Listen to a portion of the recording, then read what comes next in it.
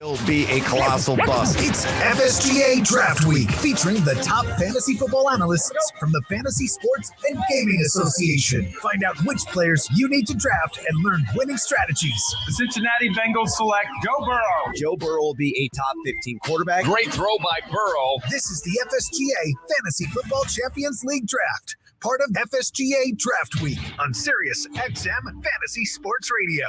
Here are your hosts, Michael Fabiano and Bob Harris from Football Diehards. Greetings, humans. It's Friday, June 26th. Do you know where your FSGA fantasy football expert Central Conference drafters are? Well, I do. They're right here. All of them, 14 of them, standing by. I'm Bob Harris. You know me from the Football Diehards, joined by my good friend Michael Fabiano from Fantasy Dirt every Tuesday and Friday at 7 p.m. Eastern. Michael Fabiano, how are you this fine day? I'm good, man. I'm fired up, dude. Anytime there's a draft, even if I'm not involved in it and actually making picks, I'm fired up. And then, of course, Sandro and our guys bring us in with some metal. So, come on, man. I am absolutely fired up for this thing. Sandro knows better. He knows better than to not use the metal. This is going to be a great day. This is the fifth in a series of drafts put on by the FSGA. It's been a great time. Monday, they had the Champions League. Tuesday, the American Conference League. Wednesday, they did a great Futures and Props League, which off the hook fun. Thursday, the National Conference League. Today, Friday, the Central Conference League. The winner of this league moves up into the Champions League, of course. So that's always a good time. We've got some great participants here today. By the way, you can watch the video live stream powered by Fantasy Alarm to see me, Fabiano, the draft order, the participants, the scrolling ticker at Twitter, on Twitter at SiriusXM Fantasy. So check that out. And you can check the results on Twitter at SiriusXM Fantasy, presented by Real Time Sports. I encourage you to do that. Looking to have a good time here. We have some great participants today. I'll just run through the list real quickly, Michael. We have from Rotoballer, Anthony Aniano drafting number 1. Number 2, Drafters Fantasy Sports with Zach Zarette drafting there. Fantasy Alarm in the 3-hole. Adam Ronis getting the honors there. Fantasy Sharks of My Fantasy League, the great Tony Holm, my good friend. From Approvely, Julio Pope at number 5. From number 6, Ipsos, Brandon Kane and Anthony Hong. Number 7, Fantasy Football Players Championship, Mike Petropoulos will be drafting at the 8 spot, the Huddle, with the great David Dorey in the house. 9, Front Yard Fantasy, John-Luke Garofalo, Simon Grunenfeld, and Josh Fuster. At number 10, Fantasy Pros, Dan Harris. Number 11, Fantasy Football Index, drafting today will be Andy Richardson in for Ian Allen, another old friend of mine. 12, Champions Round, Chase Payne and Jason Gold. 13th spot, Andy Behrens from Yahoo Sports. And 14, a great spot, Sports Illustrated Fantasy. And I want to just take a moment to bring him in. Dr. Roto, Mark Bloom. Doc, come on in. I don't often speak for the entire community or an entire community, but I think I can safely do that now, where we'd like to welcome you back. It's been a hell of an offseason for you. How you doing, man? Welcome back. I appreciate it, Bob. I'm doing much better, getting around well. Still not driving or going to the gym, but that'll be another couple of weeks. But I'm feeling pretty good. So thanks so much for saying that. Yeah, we really appreciate having you on. If you haven't been following along, Doc had some medical issues taken care of over the course of the offseason, and we couldn't be happier to have him sitting here looking at his smiling face as he's prepared to do some serious draft damage. Fabs, this is a 14-team PPR, 16 players on each roster, 10-man lineup, 6 reserves, 1 quarterback, 2 running backs, 3 wide receivers, a tight end, a flex, can be the running back, wide receiver, tight end, 1 place kicker, 1 defense, 1 special teams. We'll get into the scoring over the course of the show, but I just want to, get your thoughts, first of all, on a 14-team draft, and secondly, on a 14-team draft in a weird offseason. Yeah, and I'm expecting that there's going to be a lot of running backs going in the first few rounds, so it'll be interesting to see where a guy like Michael Thomas goes, because earlier in the week we did the draft on Tuesday, and I believe he was 7th or 8th overall, which is, that's not typical of where Michael Thomas will go. And then it's also going to be interesting to see where some of the guys who aren't on teams who might be big names get drafted, or if they get drafted at all, right? So I know there was a draft yesterday where Antonio Brown went, and Des Bryant also was picked. So because you have the coronavirus situation, and we're in a spot right now where we're hearing news about baseball players getting it, golfers getting it, football players getting it. Ezekiel Elliott already has had it or has it at this point. So you're going to see a lot more players out on the gridiron in 2020 than you've ever seen before. Does that mean that guys like AB, like maybe Freeman, like a Des Bryant, who aren't on rosters right now, are still going to be drafted? How about guys who are, you mentioned Antonio Brown going in the 11th round of that draft yesterday. Des in the 12th round. Josh Gordon's another guy hoping to get reinstated in the next 30 days, he says. And so you're right. There will be some interesting things. There's been some wild theories out there. The good news is everybody's pushing like there's going to be football and there's football till there's not. And I think, for me, I'll be watching to see where some of the players who have moved go. Does that knock them down? You mentioned Michael Thomas. He's kind of been going throughout the first round, 5th pick, I see, 7th pick, as you mentioned, a little earlier in the first day. So it's been kind of a mixed bag for him. So we'll see what this cadre of drafters does and what kind of strategies they employed. The 14 team, in my experience, does lead to a little running back heavy. Will it be even more so based on what we've seen some of the times of the week? It has. But I just want to say we talked about that props bet draft on Wednesday. That was phenomenal, hosted by Brad Evans. Just a really great little bit of a twist and some interesting strategies we saw there. We'll get back to this one in a little bit normal order.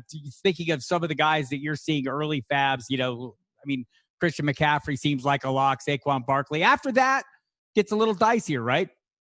Well, so I feel like Zeke is a pretty solid 3 because, number one, he is Zeke. He is a guy who throughout his career has averaged, over 20 fantasy points per game. And then he's already got the coronavirus, so you don't have to worry about him contracting it during the course of the regular season. So you could argue that makes him a safer pick than anybody else who's not McCaffrey or Saquon at this point. Right. And we will dig into the scoring system, but it's 4 points for every passing touchdown. For you, how much does that devalue the quarterbacks in a 14-team format? You know what, though? Honestly, when a quarterback gets 4 or 6, I still look at the position the same way. And I feel like a lot of people in the leagues that I'm in or the guys that are going to be drafting today will look at it the same way. Y'all get the same number of points for the quarterback when they throw a touchdown pass. And if this draft is similar to ones that we have seen over the course of the week here on SiriusXM, there's going to be a lot of good quarterbacks left on the board very, very late. All right, we're going to take a quick break here, set up the draft, come back, get a little message from the chair of the FSGA herself, the First Lady of Fantasy Sports, Stacey Stearns, and then we're going to get the party started. We're going to listen to every single pick in the first round from each of the participants right here on the FSGA Fantasy Experts Draft on SiriusXM Fantasy Sports Radio.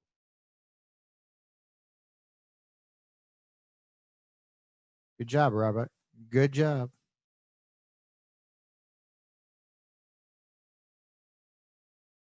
Hey, Bob, I got a question for you since maybe you know this or somebody else in the room does. In terms of Real Times, the website, where am I going to, is there a board that pops up with all of the picks? Well, you can, if you want to get the board, you can open the board in a separate window. Just look down underneath the. It says BRD. Is that a draft board grid? It. Yep. And will that pop up now, even though we haven't drafted any? Because it says invalid URL. So it's not. It does for me. I have it up right now. Okay. Yeah. Mine says invalid URL. I don't know what that means. So. Yeah, it's not popping up. All right. I just put the link in the draft room for you, Fabs, in the chat room here on the Zoom. Thank you, Howard. Oh, you're the man. That Howard Bender, I'll tell you. Oh, damn, Howard, you beat me to the punch. Yeah, it's all good. Thank you so much. It's all good. You guys can't compete. You can't compete. Come on. Thank you all. And the wipers on the bus go swish, swish, swish. Oh, yes, they do. I'm dropping that bomb. Feel free to talk it up, kids. You're live on the live stream. Everybody's staring at you, being like, how interesting. Mm-hmm. Hey, Andy, good to see you, man. How are you, pal? Good. It's good to hear you guys. Good to see everybody. Yeah. Yep. I'm not super thrilled to land the 13th pick. Nobody really dreams about the 13th pick, but whatever. Make it work. Listen, you're a seasoned veteran. You'll handle it easily. Come on. Well seasoned. Yes. He's delicious as well. Overly seasoned. Tasty. David Dorey. Really good to see Dr. Roto here too, by the way. What was that? Thanks, Andy. You what? Appreciate it. Yeah, just Your good to mom feels see better. Dr. Roto. How's your Yeah. mom But if you snipe me, screw you, man. doing? It's going to happen. It's a love fest until somebody takes somebody else's pick, and then All bets are off. Yeah. I was just telling David Dorey that I'm watching everybody who he picks because I'm going to have an auction with him probably in a few weeks, I'm sure. Hi, David.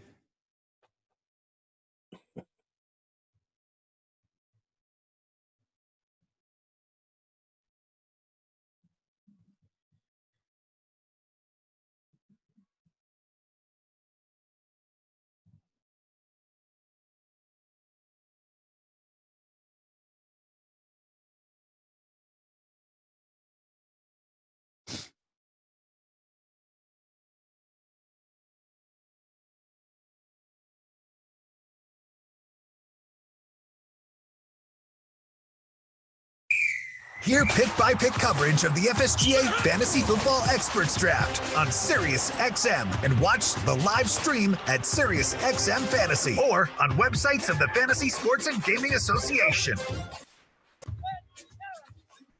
Welcome back. It is the Fantasy Sports and Gaming Association Fantasy Football Expert Draft right here on SiriusXM Fantasy Sports Radio. This is the Central Conference. If you've been following along, there have been drafts on all week. You can hear pick-by-pick coverage and analysis of all 5 FSGA drafts from this week with the SiriusXM app by searching Fantasy Drafts or hear them on Fantasy Sports Radio all weekend long. And we hope you'll enjoy them as much as we have. And some of them have been really cool, including this one. And before we get the ball rolling, though, we want to go ahead and bring in the FSGA chair, the First Lady of Fantasy Sports, Stacey Stearns, with a little message for all of us.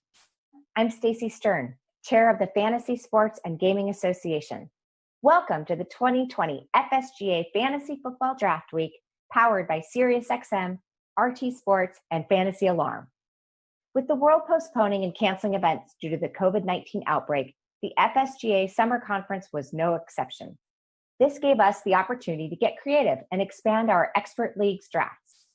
Thanks to the innovative minds of Rick Wolf and Howard Bender and the team from FantasyAlarm, Digger Turnbull of Fantasy Sports Solutions, Tim Jensen and the team at RT Sports, and Matt Deutsch and Rob Tuzet from SiriusXM, an entire week of expert fantasy football drafts with your favorite personalities will be broadcast on SiriusXM Fantasy Sports. And be sure to check out the FSGA.org, where fans can watch all of the action live through Zoom. A huge shout out to our sponsors, Prize Picks, Vela Wood, and FanDuel, for making this week of additional drafts a reality. Today, the FSGA Fantasy Football Draft Week concludes with the Central Conference League, where the winner will earn their seat in the 2021 FSGA Champions League. We hope you've enjoyed listening and watching all of the draft action this week. If you missed any of this week's action, make sure to visit the FSGA.org, where we'll have all of the recorded live streams to view on demand. Good luck to all of the participants. Thank you, Stacey Stearns, and congratulations to Stacey, the new chair of the FSGA. And it seems like it might be a good time to get the ball rolling here. Michael Fabiano with me from Fantasy Dirt, and I'm Bob Harris. And so if there are no objections, boys and girls, let's get the ball rolling with Anthony Aniano, Rotoballer, up for the first pick. Hey, guys, with the first pick in the draft, I will be selecting Christian McCaffrey. Shocking. Totally shocking. Any thoughts to anybody else? There were some Saquon Barkley thoughts there. You know, what is it, 15 years since the same guy has repeated, number one overall in fantasy points. But Teddy Bridgewater checking down to McCaffrey, no real backup in that situation. It's going to be the McCaffrey show for Carolina. It just was too obvious in this league to pass him up. See, I can't argue with that because he's Christian McCaffrey, and Anthony is Italian, so the Italians, we stick together. Absolutely. It's gonna be like that today. All right, let's keep the ball rolling right now. Let's go to Zach Zarette from Drafters. So I'm gonna need a few minutes to really think about this one. I'm just kidding. We'll keep it moving. I'm gonna go with Saquon. He's got the biggest quads in the NFL. I don't think don't need to overcomplicate this. I mean, a couple thoughts on Zeke. I like the idea that he's got the virus already. No need to worry about that mid-season, but we're going to go Barkley. All right. That was a pretty simple pick. That was Zach Zarep from Drafters Fantasy Sports. We'll move on to the fantasy alarm, the one and only Adam Ronis. Here's where it gets a little complicated, Adam. How complicated is it for you? Yeah, I'm going to throw a curveball here. We've been seeing the same thing going on week after week. So I'm going to take from the New York Jets. Just kidding, man. I'm just going to keep what? I was waiting. I'm thinking, what Jet actually deserves to go right now? I'm going to keep it simple. I'm going with Ezekiel Elliott from my Dallas Cowboys. We know he's going to be a 3-down back. He's involved in the offense, one of the better offenses in the NFL, should score double-digit touchdowns. He stayed healthy. I know you guys have brought up the whole COVID-19 thing. I mean, we don't know if he can't get it again. We just don't know about this. Everyone throws out their opinion, but we don't know. I have seen some people get it a second time, but I'm just going to go with Ezekiel Elliott here. All right, nearly handcuff. I think he's foreshadowing there, everybody. Fantasy Sharks and myfantasyleague.com. Tony Holm with pick number 4. Tony, what do you got? So this one was a little trickier. Actually, I thought Adam was going to leave me Ezekiel Elliott there for a second. But I debated between Michael Thomas and Dalvin Cook, of course. But I have to go with a running back here knowing what's about to happen. So Alvin Kamara for me. Looking for a little bit of a rebound there, are you, Tony? On the touchdowns, at least.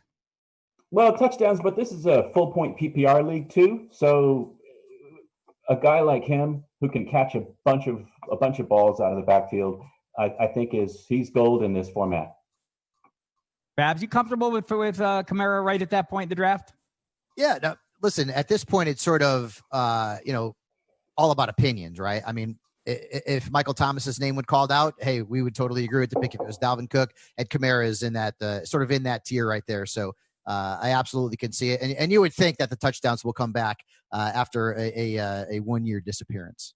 All right, Tony Holmes from Fantasy Sharks picking Alvin Kamara at number 4. So that brings us to number 5. Approvely's Julio Pope. Julio, what do you got? What's up, guys? I am very new to this environment, so I'm enjoying the experience all the way. I'm gonna just go down the line. I'm gonna go with Dalvin Cook. All right, that's it's a fair pick. A little talk about the possibility of a holdout. It seems unlikely, Fabs. Mm-hmm. Yeah, well, last week we had Tom Pelissero on Fantasy Dirt from NFL Network, and he talked about how number one, the two sides both want to get a deal done. And also because of the collective bargaining agreement, there is a clause in there where basically if Dalvin does hold out, it may not actually equate into what he wants, right? Next season is to become an unrestricted free agent. He could end up still being restricted. In that case, the Vikings could still retain him. So hopefully a deal gets done.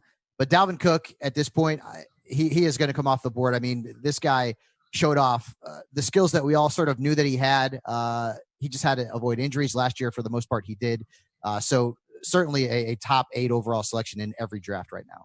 All right. Approvely repped by Julio Pope, drafts Dalvin Cook, the guy I would have drafted there as well. So we go to Ipsos. We've got Brandon Cade and Anthony Hogg. Brandon, what do you got? Brandon Kane. Anthony Hogg. I believe the mute button is on. Oh, my apologies. There you go. There you go. There you go, pal.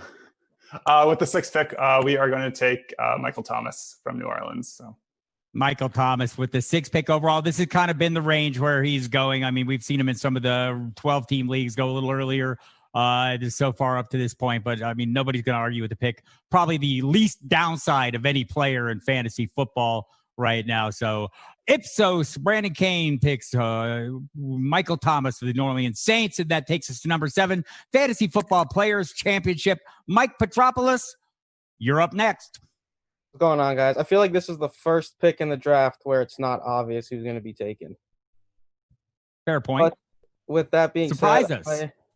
I am going to go with Kenyon Drake. Wow. That's a little Tell bit us higher than more. I've seen him go. But listen. Tell us more, Mike. Yeah. This guy, it's his second year with Kyler Murray. He's going to have to take a step up. Second year with Cliff Kingsbury. He was a top 10 running back at the end of the year last year. I love the fact that it's PPR as well. I've been a big fan of Kenyon Drake since his Miami days, so I really think he is a very effective running back. So I'm taking the chance here because if I want to move up in this division and play in the higher up division next year, I'm going to have to win it all, and you got to take risks to do that. Dang, that's what I like to hear. That's the right answer. Mike Petropoulos from Fantasy Football Players Championship making this move. Fabs, what's your level of trust in Kenyon Drake? So clearly there are a lot of players that I would have probably preferred at this point, but it's a situation where you go get your guy. And Drake, when he went to Arizona, was one of the 5 best running backs in fantasy football. He is a great fit for the offense. He's a pass-catching back and an offense that's going to throw the football a ton. So clearly, Michael isn't worried about being burned by Drake in the past, but this offense, everything about the situation lines up for Kenyon Drake to potentially end up being a top 10 fantasy running back in 2020. Maybe not where I would have gone, but again, it's a situation where you go after your guy, and he did that. According to a list of about 30 players, once you separate from Adam Gase, things can get a little better for you, apparently. So that takes us up to the next pick, number 8, from the huddle, the one and only David Dorey. David, how you doing? Pretty good. How you guys doing? Good. Glad to have you here. What do you got cooking here for us? You know what? I see that there's like 8 running backs that I really love, and I'm going to be able to pick from, I have 3 guys who I like. But I'm going to have to go with Miles Sanders. Playing for Philadelphia, you got that great offensive line. And they used to have a running back by committee there. But, Boston Scott. Really? Boston Scott? I'm not scared of Boston Scott. Miles Sanders should get it done. He's going to be both a receiver and a running back. I love this pick. Fair points, all Fabs. I know you loved Miles Sanders. I dig him. No doubt about that. I feel like he is the number 1 breakout running back in fantasy football. Last year with Jordan Howard went down late in the season, averaged over 20 touches and over 20 fantasy points per game.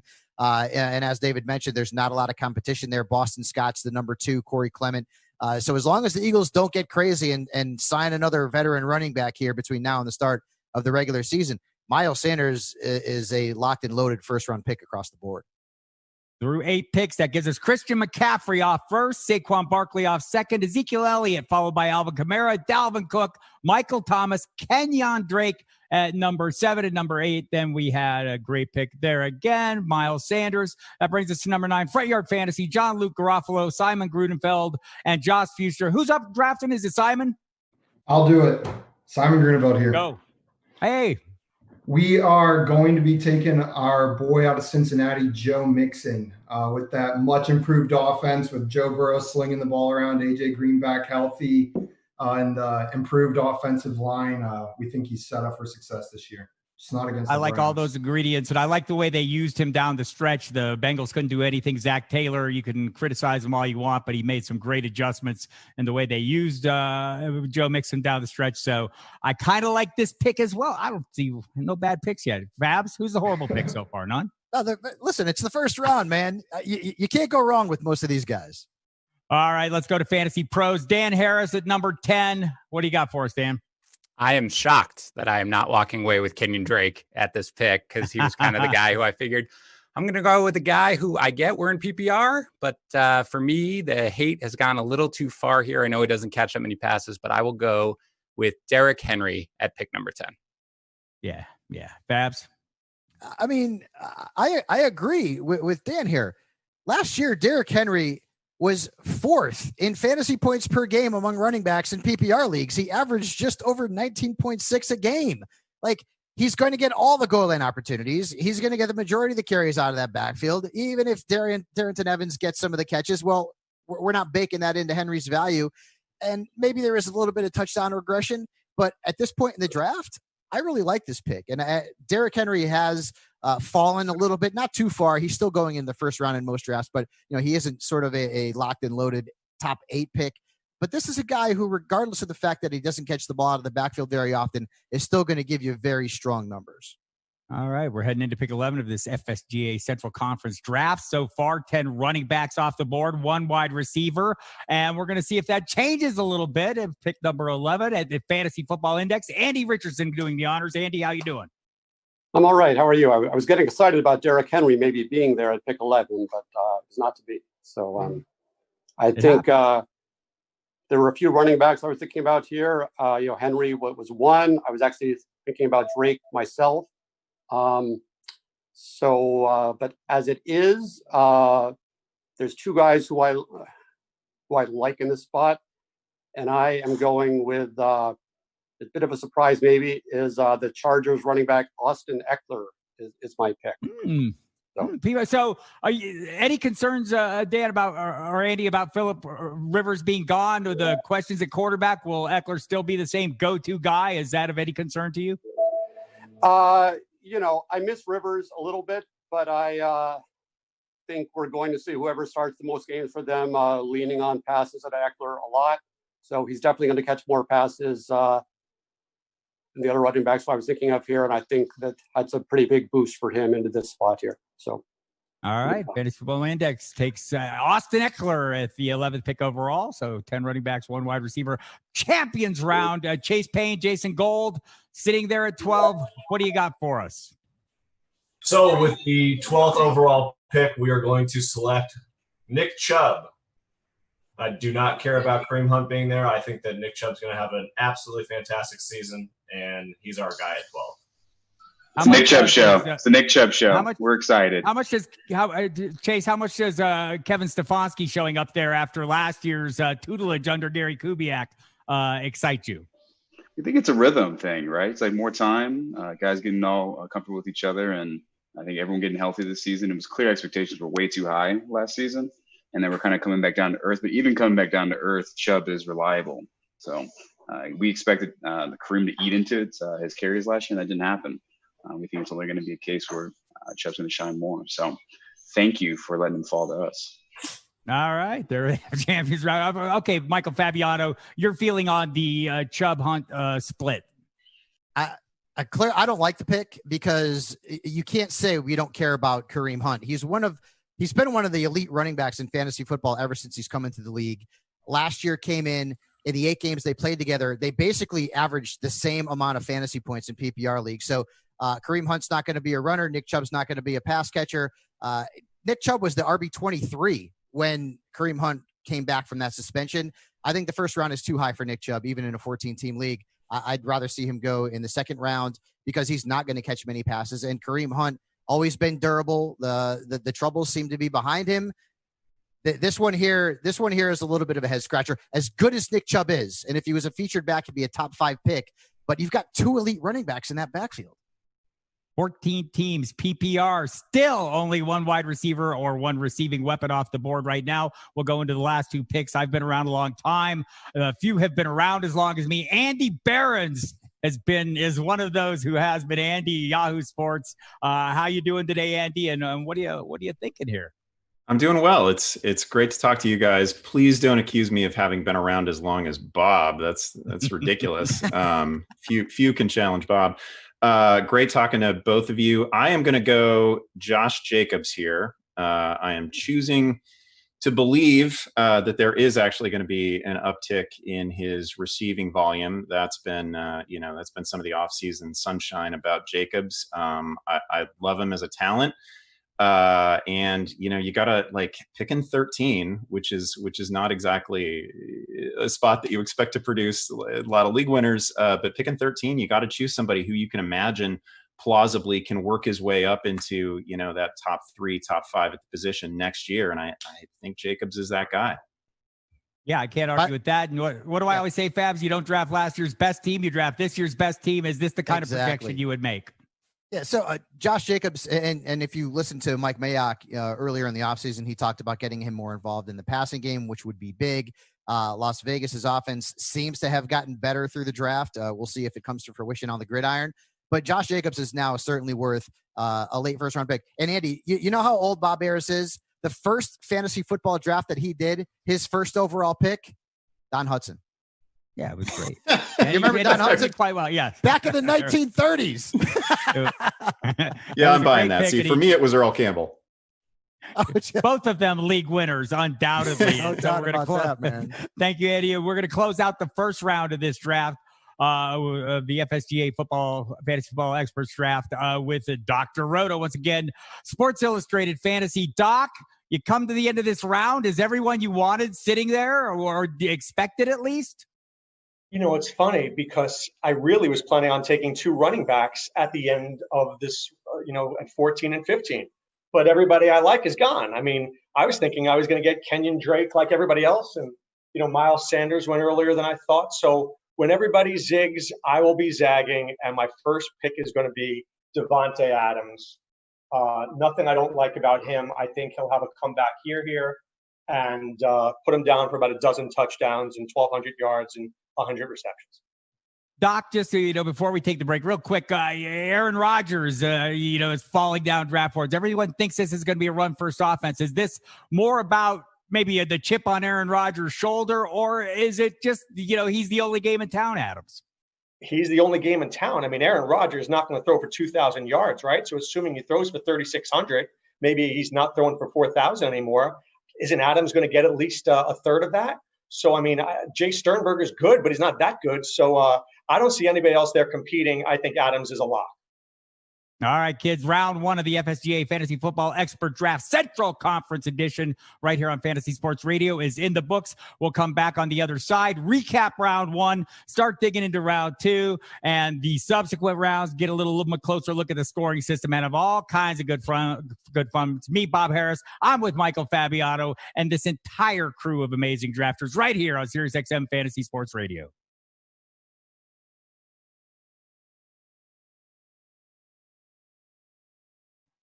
Thank you, Dan. Well done. And hi. We're doing good, man. I appreciate it. So we got a nice conversation right off the top, too, with Doc taking 2 wide receivers. Ooh. So, yeah.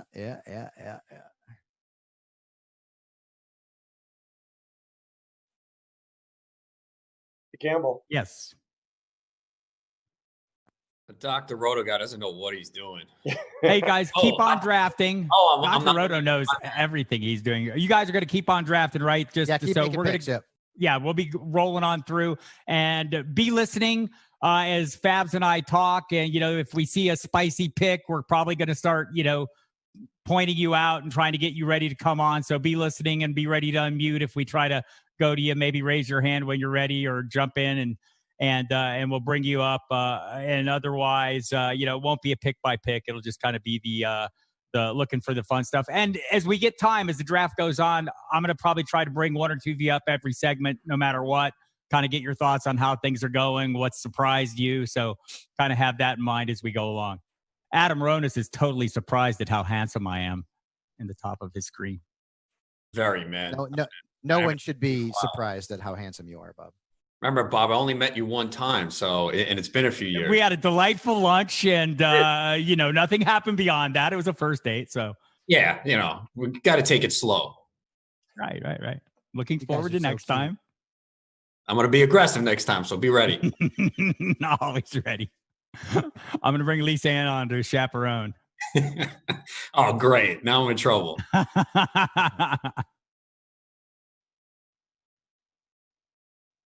Look at this. This might be the longest we've seen a running back not be picked. It is in the first few rounds. This is 4 in a row. It's nice. I like this. Some interesting things I'm seeing here.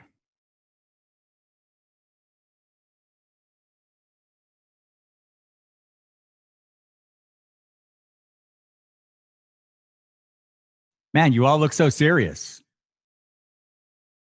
Isn't that a line from a movie? Why so serious? Yeah, man. Batman. Oh, that's like the radio channel too and everything. Look at me go. Almost like I knew what I was doing for a brief moment. Horrifying. I think it's because we were all expecting to get Kelsey. Yeah.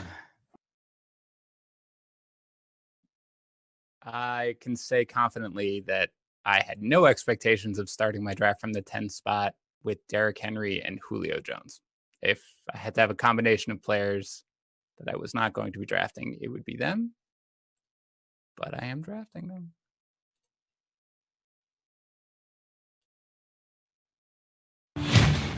How do the stud receivers stack up behind Saints wideout Michael Thomas this year?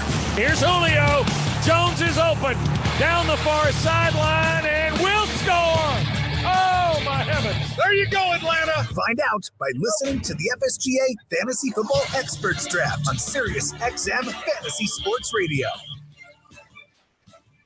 Listen up, humans. You can hear pick-by-pick coverage and analysis of all 5 FSGA drafts from this week with the SiriusXM app by searching Fantasy Drafts, or hear them on Fantasy Sports Radio all weekend long. I demand that you do it on demand or not on demand, however you prefer. We're really open here. We don't care how you do things. We just like that you do them. And Fabs, it's me, Bob Harris, Michael Fabiano, covering the FSGA Fantasy Football Experts Draft.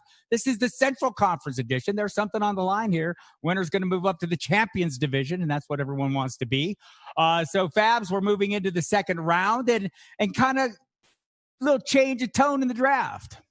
Yeah, we have been doing these drafts all week here on SiriusXM Fantasy Sports Radio, and in the first few rounds, I mean, it's just a load of running backs, just a ton of them.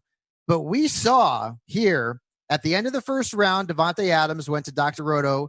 He went on to draft another wide receiver in Tyreek Hill, and then after that, 2 more receivers went. You had Nuke Hopkins going to Yahoo and Andy, and then Travis Kelce to Champions round. So a receiver run in the first and second round. How about that?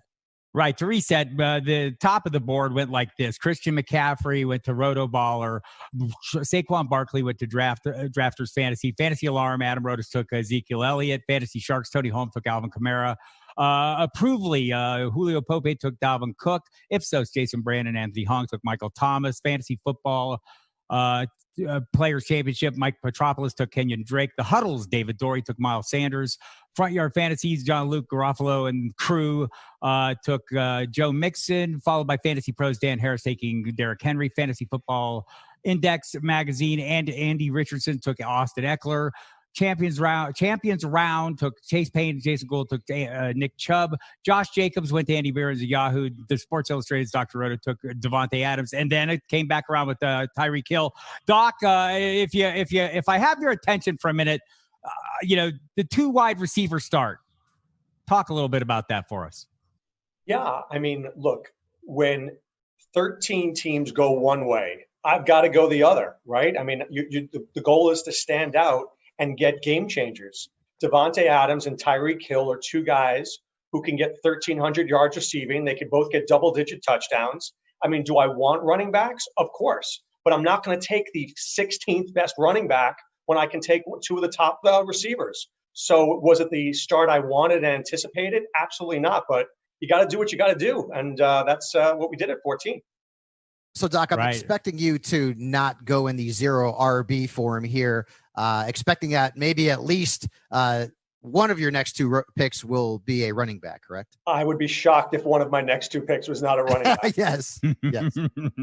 And how comfortable, Doc, in a 14 team are you going, with the wide receiver back-to-back start? Well, look, if it's Adams and Hill, I'm very comfortable. So, I mean, it depends on who you're starting with. I think these are 2 of the top 5 wideouts in the game, and there's 14 teams. And on any given week, these guys can put up 25 points each. So if I can just get a couple of pass-catching running backs, I think I'll be fine.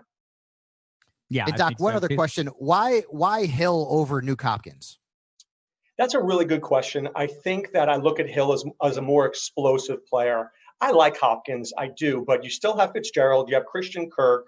I mean, it's a new team, new offense, where that Hill has about 5 or 6 weeks a year where he's just a game changer, where he can go for 140 yards and 2 touchdowns. Hopkins is more consistent, but he's not as explosive. Yeah, makes perfect sense. So, Fabs, as we look at the scoring system, I mentioned at the top, it's 4 points for every passing touchdowns. We'll see how that, we'll see quarterbacks come off the board here at some point. But beyond that, anything in this scoring system, point for PPR, anything else jump out at you? Anything exciting that would change any of your strategies? They're pretty standard PPR scoring, right? Yeah, it's pretty standard. I mean, when you're looking at the scoring system here, so I feel like it's going to be chalk in terms of what we're going to see, and we're seeing it already. We've already seen the monster run on the running backs in the first round. Then we saw that little bit of a receiver run there.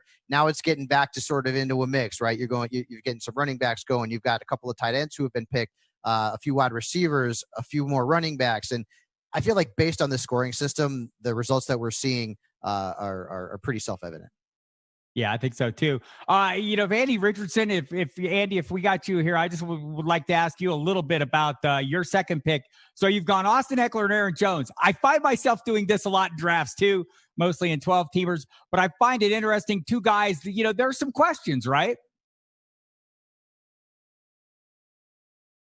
Unmute. Yeah. Eckler, he had a pretty good year last year, even with Melvin Gordon around. And now he doesn't have Phillip Rivers, but he has not as much behind him. So I think he's going to play pretty close to the full time. They'll work in either like Justin Jackson or like a Joshua Kelly there. But he's a guy who I feel pretty good about him being a 3-down back. With Aaron Jones, I debated Aaron Jones or like Julio Jones there. And Julio's actually a little higher on our board, but I felt the running back was more important to get there based on what I think will be left and when I pick again in the third round. And Aaron's still going to be the guy. The Packers want to run more. He's not going to score as much as he did last year, but he's still going to be the guy. He's playing for a contract, and I'm not that worried about the rookie A.J. Dillon threatening. Yeah, he is playing for a contract. You wonder where that contract will be. Fabs, Jones, heavy touchdown production last year, heavy usage. This seems like it's heading into run first direction. How confident are you in Aaron Jones as we head into the 2020 season? As an RB2, I'm fine with it. He's not a first-round pick because regression is coming. I've said it before. It sort of reminds me of D'Angelo Williams years ago when he had 20 touchdowns in the following year. Well, that touchdown number significantly dropped. And Aaron Jones is not going to give you 18, 19 touchdowns again. So you're hoping that he gets somewhere in the neighborhood of 8 to 10, especially with the addition of A.J. Dillon. Although I don't think that Dillon's going to make a huge dent into Aaron Jones's or Jamal Williams's touches for that matter. But with 2 picks off the board, Austin Eckler, who I love, who we've had on Fantasy Dirt, who expects, in his words, to continue to see, 18 plus touches per game. He's not a featured back in the terms of like Ezekiel Elliott or a Saquon Barkley. They're going to bring in Justin Jackson. They're going to bring in Joshua Kelly. But Eckler's going to get enough opportunities, especially with the quarterback position being what it is. Hey, man, quarterbacks are going to throw to guys, check down a little bit. Austin Eckler basically is like a wide receiver in a running back's body. So if you're going running back here, based off of where Andy picked, I feel like Eckler and Jones is a pretty good duo. All right, we're through 2 rounds here, Fabs. Let me run through the round 2 picks for you in the order they came off. Sports Illustrated took Tyreek Hill. Yahoo Sports took DeAndre Hopkins. Champions round took Travis Kelce. Fantasy Football Index, Aaron Jones. Fantasy Pros took Julio Jones. Clyde Edwards-Helaire. The Front Yard Fantasy, the Huddle took David Dorey took George Kittle. Fantasy Football Players Championship took Chris Godwin in the middle of the round at number 7. Chris Carson went. Ipsos took him. Approvely took Leonard Fournette. Kenny Golladay went to Tony Holm of Fantasy Sharks. Adam Ronis for Fantasy Alarm took Allen Robinson. Todd Gurley went next from the Falcons to Drafters Fantasy Sports, and Rotoballer takes Melvin Gordon, then followed it up with Mike Evans. So the start there is pretty solid for Anthony Aniano, Christian McCaffrey, Melvin Gordon, Mike Evans. Anthony, are you there for me? I am here. Hey guys. Hey Anthony, just looking at the start of this draft, that's a pretty good pair running back. And how confident are you in Mike Evans with a new quarterback in town? They say he's pretty good. I don't know. What do you think? Yeah, I know. It's funny. I watched some of the early drafts this week, and I saw people go quarterback or tight end at that 2-3 turn, and you were chasing running backs the rest of the draft there, that running back too. So it was a situation I wanted to avoid. So that gave me I knew I wanted to walk out of the first 3 rounds with this setup. 2 running backs and a wide receiver. And, Mike Evans has done a lot of good wide receiver work. He's 1,000 yards every season of his career. What has he got? 18 touchdowns combined the last 2. And he hasn't had a quarterback close to Tom Brady throwing to him. Tampa still doesn't have a strong running game. It's still going to be Mike Evans and Chris Godwin. So to get him at the start of the 3rd as my wide receiver 1, I'll take it. Yeah, Chris Godwin going, as I said, in the middle of round 2. Mike Evans to start round 3. We'll roll into round 3 right here on the Fantasy Sports and Gaming Association Experts Draft. The Central Conference Division on here on SiriusXM Fantasy Sports Radio right after this.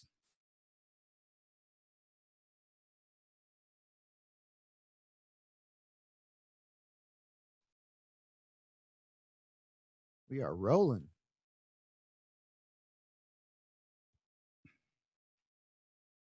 It's going very fast. It is. It's good. You know, Bob, it's really interesting to see where OBJ goes in like all these drafts. Yeah. He's just I'm looking third round. Right here. Yeah, I just the dynamic in these 14 teams, I just think forces the running backs a little bit more. And so a guy like that, you're maybe taking a little bit of a chance on, right? Love the DJ Moore pick. Julio Pope getting busy. And I like Tony Holm. Drafts have had, I feel like none of the expert drafts has had like a running back run in the first round like that. There he goes. There goes Lamar Jackson. Yeah. Round 3. It's about where he's going to go.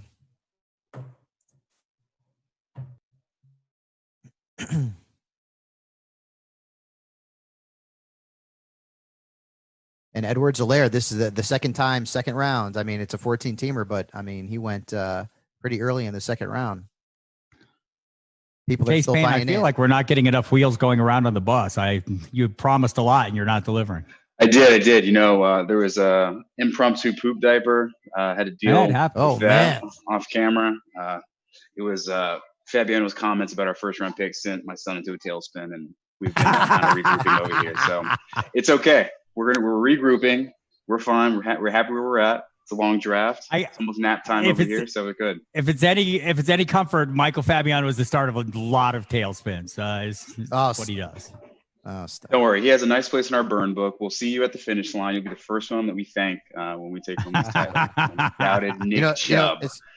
It's funny. A few years ago, I was doing a draft for Adam Wainwright at Busch Stadium. And the first overall pick in one of the drafts was DeMarco Murray. And I'm a Cowboys fan. And this was before DeMarco had that huge year.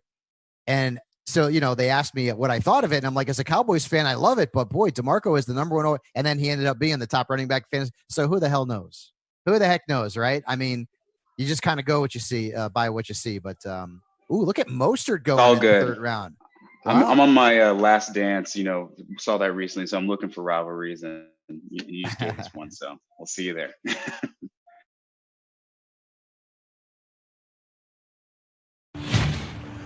Streaming live across the internet on Fantasy Sports and Gaming Association websites. This is the FSGA Fantasy Football Experts Draft on SiriusXM Fantasy Sports Radio. Welcome back. It's me, Bob Harris from Football Diehard. It's him, Michael Fabiano from Fantasy Dirt, which you can hear every Tuesday and Friday at 7 p.m. Eastern. Fabs, what's coming up this coming week? Do we know yet? Listen, man, we are so just like into this whole FSGA stuff. I'm sure we'll have some great guests coming up for you. No question about that. So we'll be figuring that out soon. All right. We want everyone to watch the video live stream of this powered by Fantasy Alarm. You can see me and Fabs, the draft order participants, scrolling ticker on Twitter at SiriusXM Fantasy. You can tweet Fabs at Michael_Fabiano. You can hit me up at Football Diehard. Hit the rest of the crew up there, listed in the FSGA tweets about this draft. And we're rolling right along well into round 3. We've had Mike Evans, Le'Veon Bell come off with the second pick of the third round, Odell Beckham Jr. Some interesting picks here, Fabs. Cooper Kupp, DJ Moore, and Lamar Jackson comes off in round 3. Robert Woods, Raheem Mostert. Let's look back at that Jackson pick, Fabs. How you feeling about that? I mean, that's where he's going to go. He's going to end up going somewhere in that middle of the third round in most of these drafts, 14 teams, of course. And to me, I don't like drafting quarterbacks that early because there's so many good ones late. But there are people out there who have the philosophy of, hey, I want to have the best player at each position. Patrick Mahomes is likely going to go very shortly after Lamar Jackson here. So it all depends on personal preference, man. I like to wait, but Lamar Jackson, clearly one of the 2 or 3 most valuable quarterbacks in fantasy football going into 2020. Let's see what Brandon Kane thinks about this from Ipsos. Brandon, come on up, man. Yeah. So my thinking was, I think he's going to be close to or the top scoring quarterback. And I think this is a good value for him at in the middle of the third round. So I decided to pull the trigger rather than taking another running back, but I hope it works out, and I think it should. So Brendan, I know that at some point later in the draft, I'm going to be coming back to you and asking if you regret taking Lamar Jackson. Oh, for sure. But, no regrets, full steam ahead, It's the only way to live it. So you got to take some risks sometimes. So yes, I think it'll pay off. So. Yeah, I think Fabs, as I'm looking at this, going back to round 2, the Clyde Edwards-Helaire pick seems like it was a little early. I wonder if we have the front yard fantasy guys. Anyone want to jump up and talk a little bit about that Clyde Edwards-Helaire pick there? Joshua Fuster? Yeah. Who do I got? Can you hear me? You hear me? John Luke here. Hey, John Luke, go ahead and talk a little bit about that pick. John Luke Garofalo from Front Yard Fantasy. I know it's a little controversial. I know a lot of people. I saw a lot of head shaking, but I just want to remind everyone: the last time Papa Reed took a running back, we got Kareem Hunt, and that was in the 3rd round. So we believe in the draft capital, believe in his talent. We think that in a 14-team expert league, you got to go big or go home. So we're going to call our shot, and if it doesn't work out, then at least we got Mixon.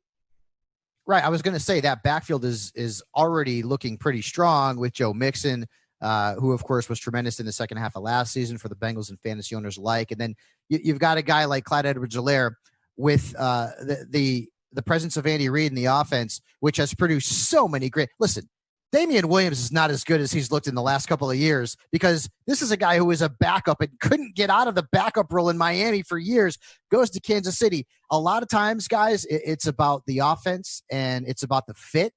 And this was a great fit. Of all the running backs who got picked in the 2020 NFL draft, this one might be the best fit in terms of skill set and in terms of the scheme that he's going into. Yeah, I think this. You nailed it. It's a journeyman. I mean, we're talking about Damian Williams. This guy has all the pedigree. Clyde Edwards-Helaire, and we're through round 3. Fabs. I'll just run through them real quick here. Mike Evans, Le'Veon Bell, Odell Beckham, Cooper Kupp, DJ Moore, Lamar Jackson, Robert Woods, Raheem Morris, Mostert, Amari Cooper, David Johnson, Patrick Mahomes, second quarterback off the board. No surprise. Juju Smith-Schuster, DeAndre Swift. Goes to Andy Behrens at Yahoo Sports and AJ Brown. So, Fabs, which of those picks leap out at you as we move into round 4? Well, Mostert certainly does. Go into the huddle. Mostert is a 3rd round pick. I can tell you something. David must really like Mostert, and I get it to a point because Kyle Shanahan has produced some really good running backs. I mean, heck, let's not forget Carlos Hyde was not an elite fantasy running back, but he was darn good under Kyle Shanahan back in 2017. Mostert was tremendous in the second half of last season. How much will he be affected by Tevin Coleman? How much will he be affected by Jerick McKinnon? Can Jerick McKinnon come back and be even 3/4 of what he was prior? So the Mostert pick sort of jumped out at me. And then Dr. Roto goes 3 wideouts with his first 3 picks. A.J. Brown coming off the board after Devonte Adams in round 1 and Tyreek Hill in round 2. And then he goes running back, and it's Cam Akers for the L.A. Rams. So I guess, Doc, we should bring you in here, right? And talk about that pick because you still had James Conner on the board, Jonathan Taylor still on the board. Akers is certainly one of the 3 or 4 best backs available when you made that selection. So why was it Cam Akers? Well, look, I like James Conner. I do. But I think that the Steelers are going to have more of a committee. I know that you might say that about the Rams, but as someone who lives down in Florida, let me tell you something about Cam Akers. He's really good. He played for a poor Florida State team last year. They couldn't block at all. Their head coach got fired in the middle of the season, and he still was a stud. Imagine what this guy can do with the Rams with Sean McVay, making some plays for him. So I think this guy is really a talent that we're going to be looking at, a 2nd-round talent next year that I got in the 4th round.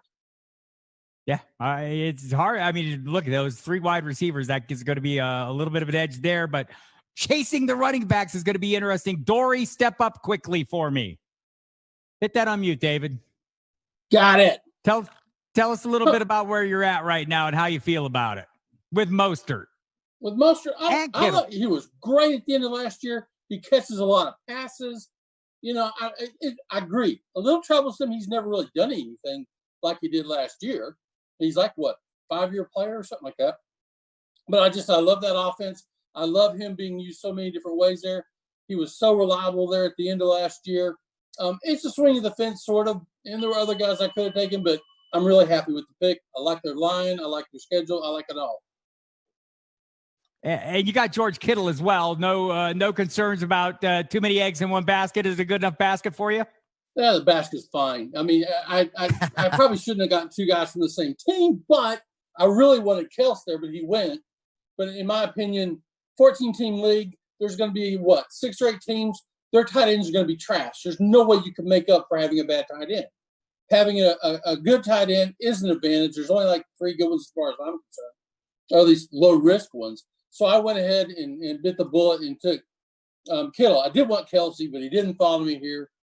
At the last minute, I said I want an advantage of tight end in this league. I can make it up on wide receivers later. So I just went ahead and took Kittle. All right, we're rolling into through round 4. Cam Akers, as we mentioned, Dr. Roto starting the ball rolling. Adam Thielen, Calvin Ridley, Tyler Lockett, James Conner, and my guy, Jonathan Taylor, making it into the 4th round. Fabs, just some quick impressions here as we close out hour 1. So the Calvin Ridley pick, I like that with Juju Smith-Schuster to champions round, although they only have that one running back. They're really going to be leaning on Nick Chubb. They're really wanting to go high on that Browns running back. And we also are seeing, like, Jonathan Taylor, after the draft, after the actual NFL draft, I mean, and you know this, Bob, because you're all in, like, he was going to the 2nd round. And now you're in a 14-team league. And I feel like it's cooled on Jonathan Taylor because of the talk Frank Reich with Marlon Mack and making the comment about, like, we've got sort of, 1-1 in terms of that backfield and not 1-2 or 1-1A. You've got Nyheim Hines in the mix there as well. So we're starting to see Jonathan Taylor's value sliding just a little bit, again, here in the 4th round of a 14-team. We just saw T.Y. Hilton come off the board. He'll be the number 1 wide receiver for David there at the huddle. So maybe a little questionable there, but that's what happens when you draft a tight end with one of your first 2 picks, especially in a larger league. At some other position, you got to hope that you hit a home run. And clearly David is going to be hoping that he hits a home run with T.Y. Hilton because he's his wide receiver 1.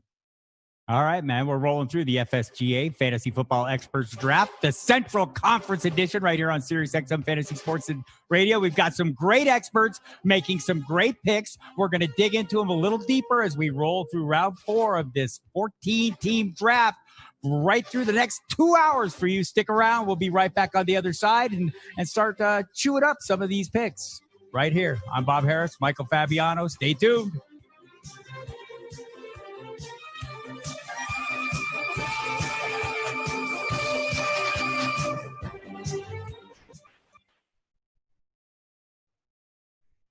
All right. Hey, Michael, you wanna start, making a couple notes on some guys that are still sitting around that are surprising to you? I've got a list, my friend. So if you want to team me up on like the best players available kind of thing, that's exactly what I'll do. I just got to make sure that I haven't missed anyone. So, I hate like throwing names out there because then someone else might be like, wait, he's still on the board. And then I just, hey, you guys don't listen. Yeah, wait to say that. Let me make my pick first, then say the list, please. No, exactly. So, hey, Andy, what was your thought on Swift? I mean, you must really like him there in the 3rd round. Not worried about Kerryon Johnson at all, huh? Well, I mean, 3rd round, you're worried about everybody, right? Everybody. Sure. It feels like a minefield, especially running back feels like a minefield when you get there. So it was Conor or Swift, wanted one of them. I just love Swift. Love him as a player. He was like a 7 yards per touch guy in college, obviously caught a lot of passes, 70 plus passes in college. And I think he's a better player than Kerryon Johnson. It was Michael earlier that said, that just sort of pointed out, this is definitely a swing for the fences, if you ain't first or last sort of draft. So it was that kind of pick, right?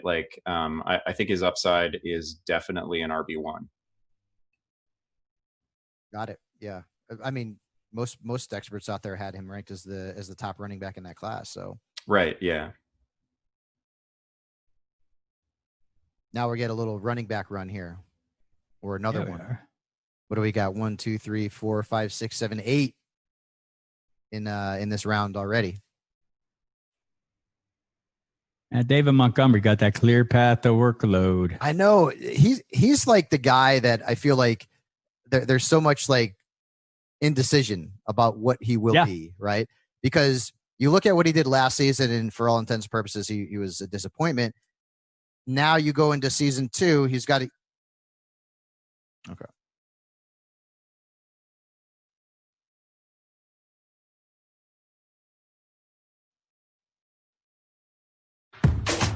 Tom Brady is now in Tampa Bay. Todd Gurley went to Atlanta, and DeAndre Hopkins was sent to Arizona. Back in the end zone. Caught by Hopkins. Touchdown. Find out where you should draft all the players in new homes during the FSGA Fantasy Football Experts Draft on SiriusXM Fantasy Sports Radio.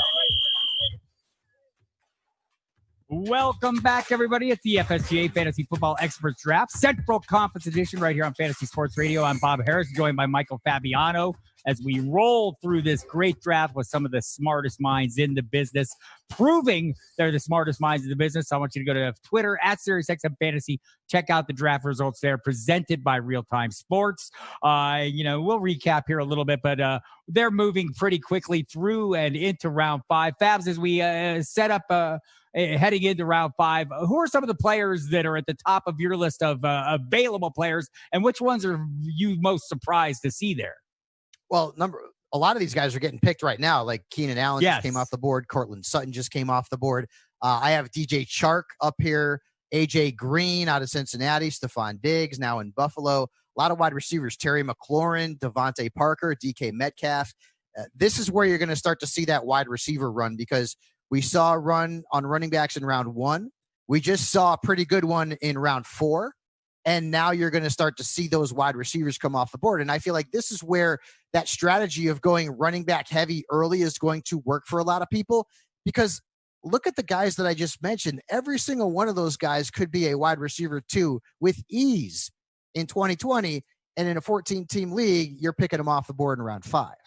Yeah, that's true. And some really interesting teams coming off. One that's kind of caught my eye, Fabs Drafters Fantasy Sports. Zach Zarrett started out with 3 running backs. You heard in the open a little talk about players on the move. It's something we're mostly, maybe feeling a little uncomfortable with, except maybe the running backs. So, Zach, are you with us? I am. Yeah. Let's talk a little bit about this. I love the 3 running back start is something that I've been hammered running backs early in almost every draft. Haven't done any 14 teams. How comfortable are you with that start? It's Barkley, Gurley, Bell. You followed up with Keenan Allen and Stephon Diggs, another player on the move. Talk about those 2 guys, Todd Gurley and Stephon Diggs, your level of confidence in their new homes. I mean, I'm just going with the talent, and also in a 14-team league, I'm definitely looking at guys who I'm confident will be, the starters. I know how hard it will be to replace a running back if one goes down. And Atlanta definitely seems to have confidence in him. So we went with Gurley and Diggs. I mean, I'm a big fan of the guy. He's just got so much talent, and I think Allen will sling it down the field. So Zach, were you surprised to see Le'Veon Bell on the board in the 3rd round? I mean, last year, coming off of one of his worst seasons from a fantasy perspective, all the chatter about Adam Gase and how he sort of kills the value of superstar players in the National Football League, not named Peyton Manning and that group in Denver from seasons ago. Getting Bell as a running back 3 is comforting to me. If you had to get him as a 2, I'd feel a little bit worse about it, though. What are your thoughts on Le'Veon Bell? Yeah, I mean, I think he's going to catch enough passes in PPR, and as an RB3. I mean, even in a bad season, he was still really consistent, putting up, 13, 15 fantasy points a week. Like, he didn't have any huge games to put him up to really add to his totals, but he was still consistent, still catching passes, and, still has the talent and upside to, be one of the top running backs. So, I like it. So, Zach, he stayed home. I want to turn back. Gurley, I feel like running backs, I have a great deal of confidence in. Compare and contrast maybe your level of confidence in this unique offseason. Players aren't getting that time on the field with each other. So the Diggs move to Buffalo, maybe Josh Allen isn't the most accurate quarterback. I don't know. That's a rumor out there. Just talk a little bit about how concerned you are or not with the chemistry, and go a little beyond that. Look out, just to the rest of the league. How are you handling that as you're drafting? Does it shade your draft? Yeah, again, like it's just comes down to the talent and the opportunity. I think he'll get enough opportunities to make some big plays, and to speak to the chemistry in the trades. I think those things will balance it out and overcome that. I think that wide receiver, you can take a little more risk and they'll be easier to replace later on in the draft, or later on in the season, I should say. But with the 3 running backs at the top of the draft, I think that our team is well set to fill in any holes later on. Hey, Bob, I feel like some of these guys, they might have my cheat sheet because we've just seen Chark, Green, Parker, McLaurin, and Metcalf come off the board in that order. So the wide receiver run is real here in round 5.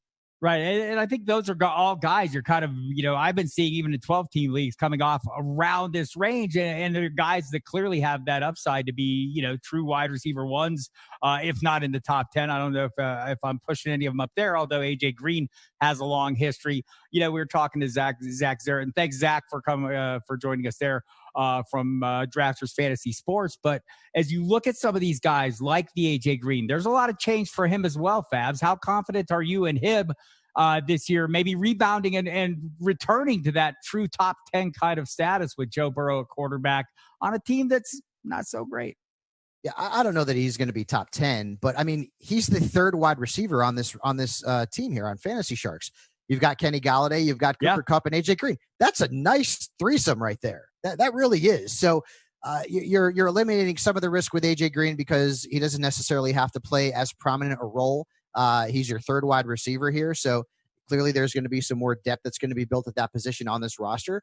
But that's about the sweet spot for me with AJ Green. If I can get him as a high-end wide receiver 3, I mean, this is a 14-team league and he's a wide receiver 3, I'd feel pretty good about it.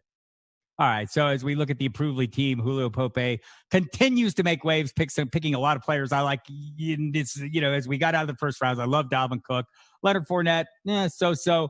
But, man, going out and grabbing DJ Moore in the 3rd round. David Montgomery, look, I'm not keen on what I saw last year, but I'm keen on that path to workload. That's all I'm looking for at this point of the draft. Then he follows up with another wild card, Devonte Parker. How do you feel about Parker?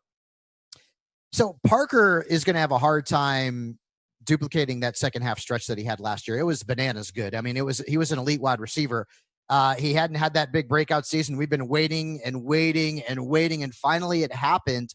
But what worries me is that you can't draft him off of that ceiling because that's going to be really hard to duplicate. And you also have to figure that Tua Tagovailoa is going to be the quarterback there at some point, maybe sooner rather than later. If Ryan Fitzpatrick implodes and has a 3-pick game and suddenly they're calling for Tua's name in South Florida and he becomes the guy, then you've got a rookie quarterback under center. So Parker, for me, I'd rather have him as a 3 than a 2. I feel like the more interesting pick there was David Montgomery, Bob, because David Montgomery is like the Dallas Cowboys. You either love him or you hate him, right? It really is. Like, you either think he's going to have a really good season and outperform his draft position, or he's going to be what he was last year. And so drafting David Montgomery here as his 3rd running back, I think Julio did very well. Yeah, we're moving to the 5th round. Just to recap again, the 4th round: Cam Akers, Adam Thielen, Calvin Ridley, Tyler Lockett, James Conner, Jonathan Taylor, T.Y. Hilton, a little bit of a wild card this year, seems like to me, Kareem Hunt, Devin Singletary, David Montgomery, Mark Ingram. We're going to talk about this Baltimore backfield at some point here, Fabs, I'm pretty sure. Followed by Mark Andrews, a guy that I love, who I feel like went at a very good price, Keenan Allen, and Cortland Sutton jumping into round 5, started out with Zach Ertz. So we're seeing a fair amount of Mark Andrews going ahead of Zach Ertz. Let's bring in Adam Ronis here and get his thoughts on this situation. Adam? Yeah, look, I have Andrews a little bit higher. Obviously, Ertz has to compete a little bit with Dallas Goedert, and Andrews is the red zone guy for this Baltimore offense. And let's not forget, he didn't run a lot of routes last year. He wasn't on the field for a huge percentage of snaps. And I think a lot of that was tied to Baltimore had a lot of games where they were playing from ahead, and a lot of those guys sat in the 4th quarter. I don't expect that this year. The division is improved. We know Pittsburgh is going to be better with Ben Roethlisberger, and Cleveland is better, and Cincinnati is better. So I don't think they dominated as much. Lamar Jackson only threw 401 passes last year. I think he'll have to throw a little bit more, even though that touchdown percentage of 9% is probably going to come down. But who are they throwing to in the red zone? They don't have big receivers. So I think Mark Andrews will be as good as last year and maybe see more touchdowns. So, Adam, you drafted Zeke Elliott with your first pick. Kudos to you there as a Cowboys fan. I approve. And you haven't taken a running back since then. I know you're a Cowboys fan too as well. I mean, we're sort of all over the Fantasy Sports Network here. But you've got Allen Robinson, you've got Odell Beckham Jr., you got DJ Chark. Your wide receivers core looks like it could be very, very good. At what point do you start throwing those darts at running backs, hoping to find a number 2? Tune in and find out. Now, I will. I will at some point, but I've been talking about this on Alarm After Hours all week. Looking at all these drafts these weeks, these guys are completely overvaluing the running back position. It's a joke. They're going way too early. People are panicking. I have to get my running backs. I employed the same strategy that I'm doing now last year and won the league. Like, you're going to be weak somewhere in a 14-team league. I don't mind my RB2 being weak. I'll find a solution at some point, either in this draft or off the waiver wire. Let's not forget, we didn't see a lot of running backs emerge off the waiver wire last year because there wasn't a lot of injuries. It's not going to happen again this year. So I got my 1 3-down back, and now I love my receivers. I got an elite tight end. So I'm good. I just think this is a strategy that's going to work. Adam Rodas of Fantasy Alarm has planted his flag in Zeke territory and filling that out with a handful of guys: Allen Robinson, Odell Beckham, Mark Andrews, DJ Chark, a guy I like an awful lot as well. And we'll kind of keep an eye on you and see how that's rolling. Fabs, as we get into this, we're rolling almost through round 5. I'll reset it here in a minute when they get through it. But just anything jumping out at you. For instance, we've got 2 quarterbacks off the board. When do we start seeing more come off? Yeah, that's a good question. I would think in the next round, you're going to be starting to see Dak. You're starting to see Kyler Murray. Deshaun Watson, I feel like maybe is going to last until the 7th or 8th round in this format here. So, but this is what a draft is going to look like. You're going to see Lamar and Mahomes go in some order or another, and then you may not see another quarterback for a few rounds, and that's exactly what we've seen here. We're also starting to see guys take chances on running backs, right? We see the huddle with David Dorey take Ronald Jones ahead of Keyshawn Vaughn, J.K. Dobbins in the Champions Round backfield as their RB2. So they're going heavy AFC North there. And then Damian Williams just came off the board here to Andy Barron's. So as his number 3 running back. So when you don't solidify that position early, these are where you're going to start seeing the running back position. There's going to be sort of some dart throws there, and we're starting to see that already. All right. Zach Ertz, Stephon Diggs, DJ Chark, AJ Green, Devontae Parker, Terry McLaurin, DK Metcalf, Ronald Jones, Jarvis Landry, Tyler Boyd, Michael Gallup, J.K. Dobbins, the next Baltimore running back, following Mark Ingram, who went around before. And we had Damian Williams and Darren Waller come out to finish the round. We're rolling into round 6. We're going to take a quick break here on the FSGA Fantasy Football Experts Draft Central Conference Edition. We're going to come back on the other side. We're going to talk to Tony Holm and get the conversation rolling, Fabs, on that Baltimore backfield after he took Mark Ingram in round 4. Stay tuned right here on SiriusXM Fantasy Sports Radio.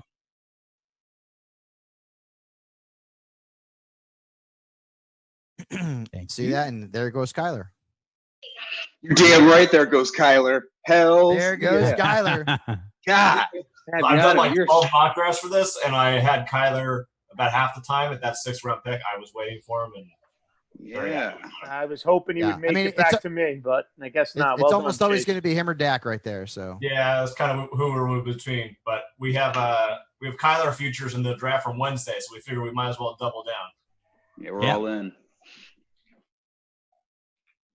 Yeah, Dobbins, right man. Along, I feel like Dobbins could end up being a league winner. I really do. I do too. Ingram, down the stretch, 30, right? It's just when right. Second half of the season, man. I love him. I actually, Bob, I'm going to try to get him on the show at some point in the next couple of weeks. We think he's inevitable. Really like him. That offense is. We know exactly what they are. It's a long season, and even with a shortened season with COVID, knocking on wood, they're still going to run the ball. And bad weather. This guy comes from a conference where he's played in shitty weather. So let's that's our waiver wire mid-season. We don't need to do it mid-season because we're going to get someone who's going to I'm a big fan of JK. I like him a lot. I like him too. I like that the lead back there though, that Lamar Jackson kid, best running back. And no, he's pretty good for a running back. Mm-hmm. Or as some scouts thought he should be a wide receiver right? Like, yeah. Yeah. So that worked out well for those folks. Jamison Crowder. How about that? Prescott. Here we go. Look, man, I'm not that down on Crowder, man. You're going to get a lot of targets, that kid. Mm-hmm. Yep. But you see what Andy's wide doing receiver there. 3. He's got his running backs. He got Mahomes. His wide receivers are like 2s, and maybe Crowder could be like a low 2.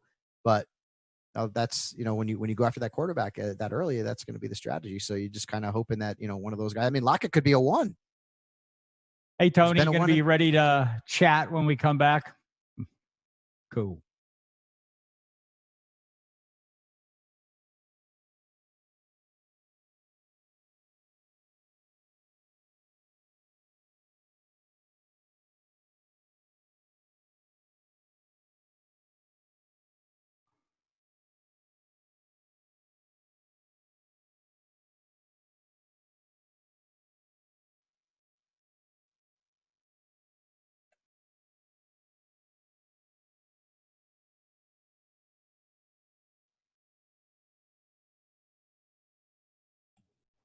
Wow, you guys are so loud.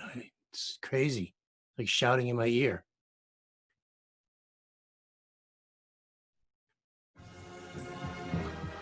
Howard. Drake to the right side. Drake lunging for the pylon. Touchdown, Kenyon Drake. Second year with Kyler Murray, he's going to have to take a step up. He was a top 10 running back at the end of the year last year. I'm taking the chance here because if I want to move up in this division and play in the higher up division next year, I'm going to have to win it all, and you got to take risks to do that. Champion round fantasy football. Rolling on that, Kenyon Drake picked earlier in the draft, but champion round football came back and made Kyler Murray. We were talking about it, Fabs, before the break, making him the 3rd pick of the 5th round. This is the FSGA Fantasy Football Experts Draft. I'm Bob Harris. He's Michael Fabiano. We have an amazing crew of people making very smart draft picks, sharing their strategies and information with you. And Fabs, we were talking about the quarterbacks, and we'll dig into that a little more, but we did want to get into the Baltimore running backs a little bit more. So we'll go to Tony Holm from Fantasy Sharks in my fantasy league, who went Mark Ingram in round 4. Tony, how comfortable are you with Ingram holding on to that? The age getting up there, maybe not the mileage so much. J.K. Dobbins is kind of the fantasy darling, the player we all think is going to come on down the stretch, as Fabs has said many times, maybe the fantasy championship winner. What are you going to do with Ingram? How you feel about him? Well, I was really hoping that Dobbins would still be there because my plan was to grab him, but he, by his ADP, he should have lasted a little bit longer than he did. So and of course it's crowded back there too. There's still Justice Hill. There's still Gus Edwards. There are guys that it's a very crowded backfield for sure. Of course, in this draft, if you're picking up a running back in the 4th or 5th round, it's you're already dealing with fumes. The options are very limited. So he is the RB1 currently. I still think that he can score a whole bunch of touchdowns for that team. So given with what I had, I thought that was the best pick I could make there. Yeah, that Baltimore backfield, it could go any number of ways, right? Mark Ingram is going to end up opening the start as a starter. I mean, he earned that from last year. He's a veteran. He's a great presence in the locker room. But they didn't draft J.K. Dobbins for nothing. So if you had to project a touchdown total for Mark Ingram for 2020, Tony, what would it be? Over 10. I'm in the 10 to 13. 10 to wow. Okay, that's a big number, and that's what he had 10. He had 10 rushing touchdowns last year. So going for another 10 plus with Dobbins in the mix, that would, to me, that would be a surprise. But I can be pessimistic at times. So, well, one thing too about I'm sort of anti-rookie in a way.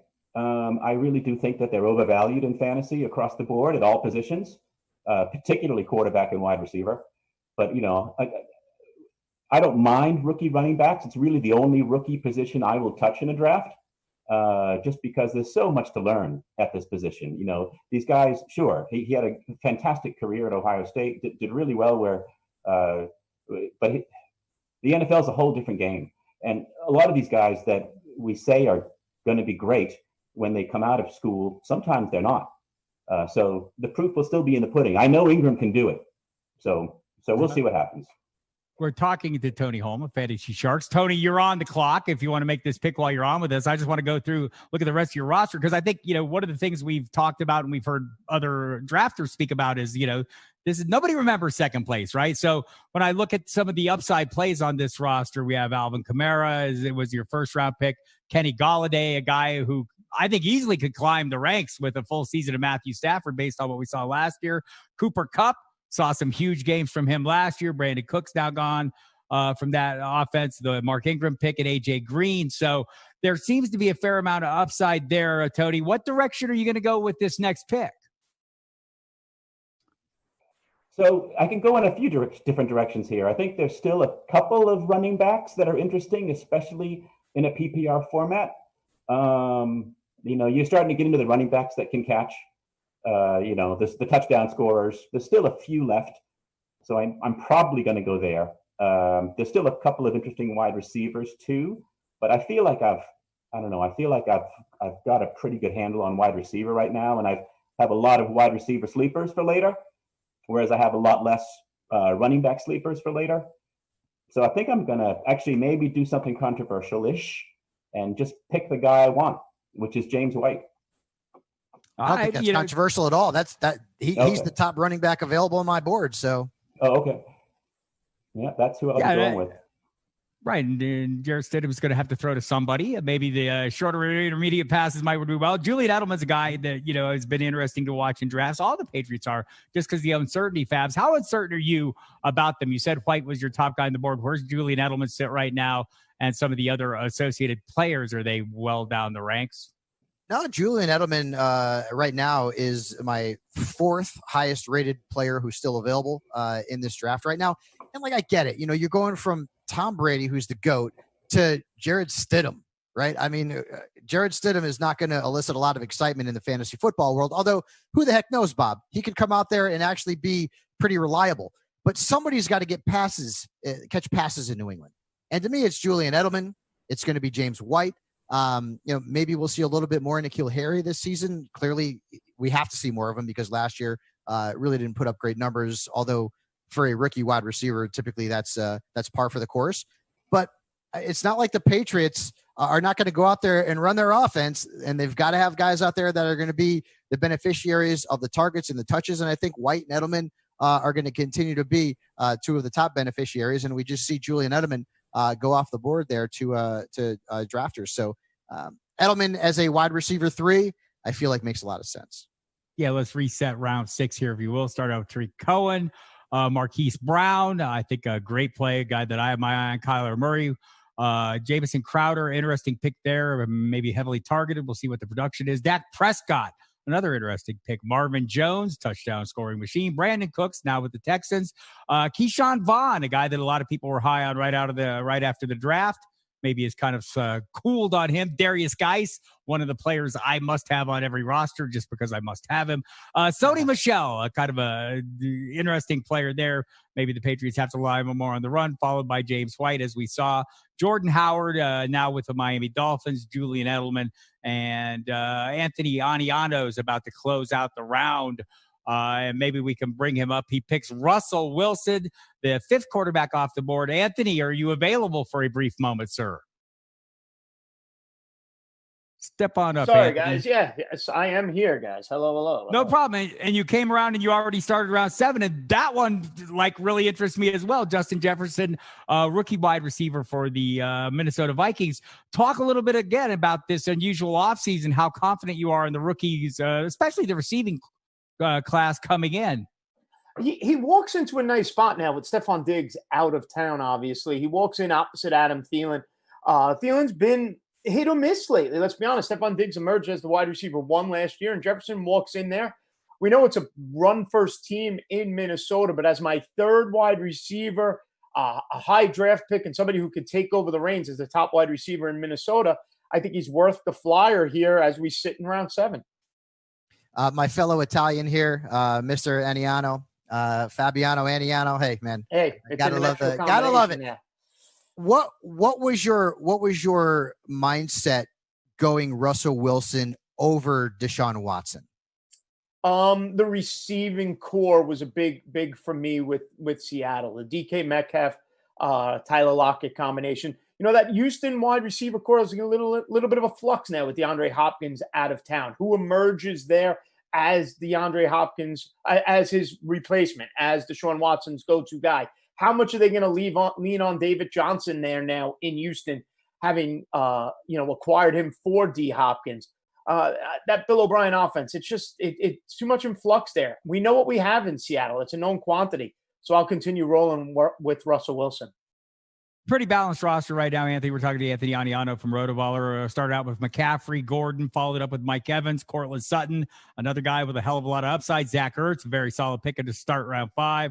Or the end of round 5, and followed by Russell Wilson. Then Jefferson. Getting back to Jefferson, he's the first rookie wide receiver off the board. That might surprise some people. Talk a little bit beyond the role about some of these other rookies and why they weren't higher on your radar. Maybe a Jerry Jeudy, a guy that maybe steps right into a role in Denver. Well, you look at Jerry Jeudy, and don't get me wrong, I love this Denver offense this year, and it's all tied to Drew Lock. You got 2 young star wide receivers potentially there with him. Cortland Sutton. They drafted the other wide receiver in the 2nd round. A lot of football has to go around in Denver there. Phillip Lindsay, Melvin Gordon. There's a lot to happen there. So, I just don't see the role for Jerry Jeudy potentially that I do for Justin Jefferson. Same thing with a guy like C.D. Lamb in Dallas. Love his upside, but we have 2 1,000-yard receivers there in Dallas already. Justin Jefferson, to me, is the clear-cut wide receiver, too. Whereas you can pose some questions about some of these other young wide receivers and their landing spots for this season.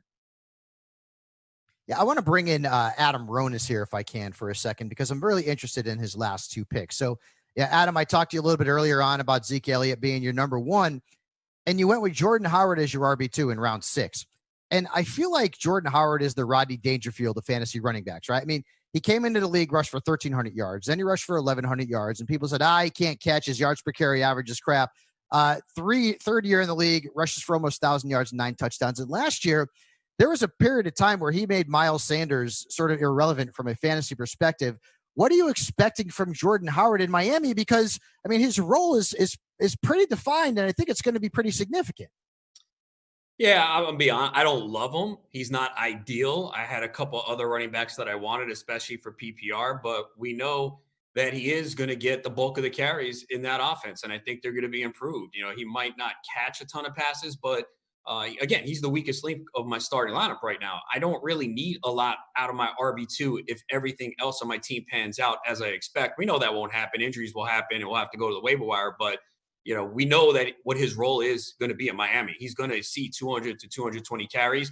He's going to get a lot of the goal line carries. So in a 14-team league at the end of round 6 to plug in as my RB2, I'm fine with it. And apparently Fantasy Alarm loves him because I've been told that every draft that Fantasy Alarm has been in this week, every member took him. So I don't know if that's the guy we want to pimp out, but that's the hive mind of Fantasy Alarm, all into Jordan Howard. I don't have a problem with that at all. A pretty solid play, especially his touchdown production over time has been really impressive. And I'm just going to go out on a limb here and say Ryan Fitzpatrick is not going to be the leading rusher for the Miami Dolphins this year. They better hope not. You got that going for you. I hope everyone's listening, watching this live stream. It's powered by Fantasy Alarm. You can see the host, the draft order, the participants. You get a scrolling ticker. Check it out on Twitter at SiriusXM Fantasy, and also see the draft results on Twitter in the same place at SiriusXM Fantasy, presented by Real Time Sports. You can tweet me at Football Diehard, tweet Fabiano. And look, I was tuning into the Metropolitan Opera the other night, and it was starring Michael Fabiano. I got all excited. It was a different guy. This one's at Michael_Fabiano on the Twitter. And stay tuned. We'll be right back. Halfway through almost the FSGA Fantasy Football Experts Draft. We'll reset round 7, kind of fill that out and get moving into the second half of the draft right here on SiriusXM Fantasy Sports Radio. Yeah, Adam, I like that. I feel like Jordan Howard's just not getting enough love. Like people just hate on him like constantly. And like he had hit last year. He looked good for a stretch, and then he got hurt. But every single season he's been pretty reliable. And to get him as an RB, obviously you want to get him as a flex more than a 2. Right. But based on your draft strategy and getting Mark Andrews, at that point I feel like you could have done a lot worse. So and then Deontay Johnson, boy. That was one of the guys that I had in mind was Jordan Howard, and I didn't have to take him in the 4th round like Howard Bender. Uh-oh. The trash He's talk. invoked the name. Yeah. Where's Bender? Is he in here? Is he in there? He's on mute. Oh, he's lurking. Maybe. Is he listening? He's back. There you go. All right, Howard, go ahead. You got a rebuke here from the trash talk that just got thrown your way? No? Listen, it's Ronus, I mean, what am I gonna do? Tell him to go choke on his ponytail? I could do that if I wanted to. Oh boy. He should probably just kept quiet and enjoyed his Homer 1st round pick, and then just went the rest of the round. I almost took a New York Jet. You heard me, and then I realized, what the hell was I doing? I think I was high on your supply. Well, nobody would have taken a New York Jet in the 1st round. You said it, and nobody believed you. That's true. Howard, different team. Does Vegas have any odds on how long Gase will be the coach there before they show him the door? Probably not, because they let him hire the GM. So I don't know. Who's gonna fire him now? I guess. Yeah, that's true. It's crazy. There's like 3 or 4 coaches in the NFL that you just wonder how on earth do they get a job. It just doesn't make any sense at all. He's one of them. Yeah, Gase to me especially, because he's done nothing outside of Denver when Peyton Manning was his quarterback and he had all the talent there. And, in Chicago, Jay Cutler wasn't bad when he was there. But when the Miami Dolphins get rid of you so quickly and you're the Jets and that's your division rival and you hire that coach, I always thought that was really strange. And they just seem to get worse every time, every team he goes to. It's like, isn't there? And this will be it.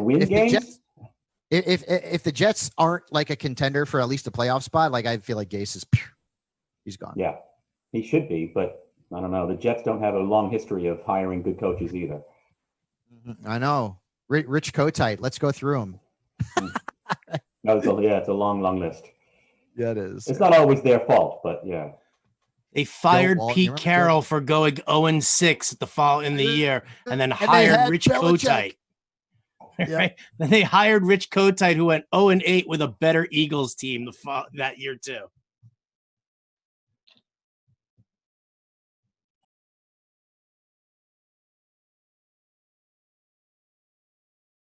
Lamar Jackson or Patrick Mahomes? Touchdown!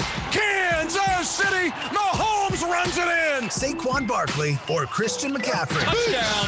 Christian McCaffrey. That guy is special. There are some tough decisions to be made in fantasy football this year. Hear who the top experts draft when they're on the clock in the FSGA Fantasy Football Experts Draft on SiriusXM Fantasy Sports Radio. Welcome back. It's me, Bob Harris, Michael Fabiano here, doing the FSGA Fantasy Football Experts Draft. I hope you'll listen to pick coverage and analysis of all 5 FSGA drafts from this week with the SiriusXM app. You can do it by searching fantasy drafts or hear them on Fantasy Sports Radio all weekend long. Listen in. It's been some really interesting. We're getting into an interesting portion of this draft. So our second rookie wide receiver come off the board. CD Lamb goes to the Fantasy Pros team with Dan Harris, who also has Dak Prescott, by the way. But before we jump into that, I want to look at the other team that's kind of interesting to me is the Front Yard Fantasy guys. Let's dial them on up. Fellas, what do you got? You there? How's it going, Bob Harris? Hey, it's going good, man. Do I got Joshua? Who I got? That's who you got. I'm Josh. How's it going? Right, Joshua. I'm doing good, man. So as I'm looking at the draft here, I mean, it's pretty interesting. I think the rookie running backs kind of jump out at me. You got a great anchor. You started out with Joe Mixon, Clyde Edwards-Helaire in the second round, which has been picked apart and not picked apart. Amari Cooper, I think, great play. Jonathan Taylor. And then you followed up with Jarvis Landry, Marvin Jones, and Sterling Shepard. Some pretty solid PPR plays, no? Yeah, we're very happy with our picks so far. Yeah, we understand that Clyde Edwards-Helaire was maybe a little bit early, but we kind of already talked about that a bit. We were so happy to get Jonathan Taylor in the 4th round. We just did not expect him to be there. Considering DeAndre Swift and Cam Akers were taken before him, Right. So and then we're Shine just some light. Yeah, go ahead. Oh no, we're No, just shine loading some- up on wide receivers now, and we're happy with where we're at now. Yeah, so shine some light on your decision to draft Sterling Shepard. A lot of people out there have differing opinions on the Giants wide receivers because they're all so close in value, right? Golden Tate hasn't been picked in this draft. Darius Slayton is off the board. Why Shepard out of that trio of G-men wideouts?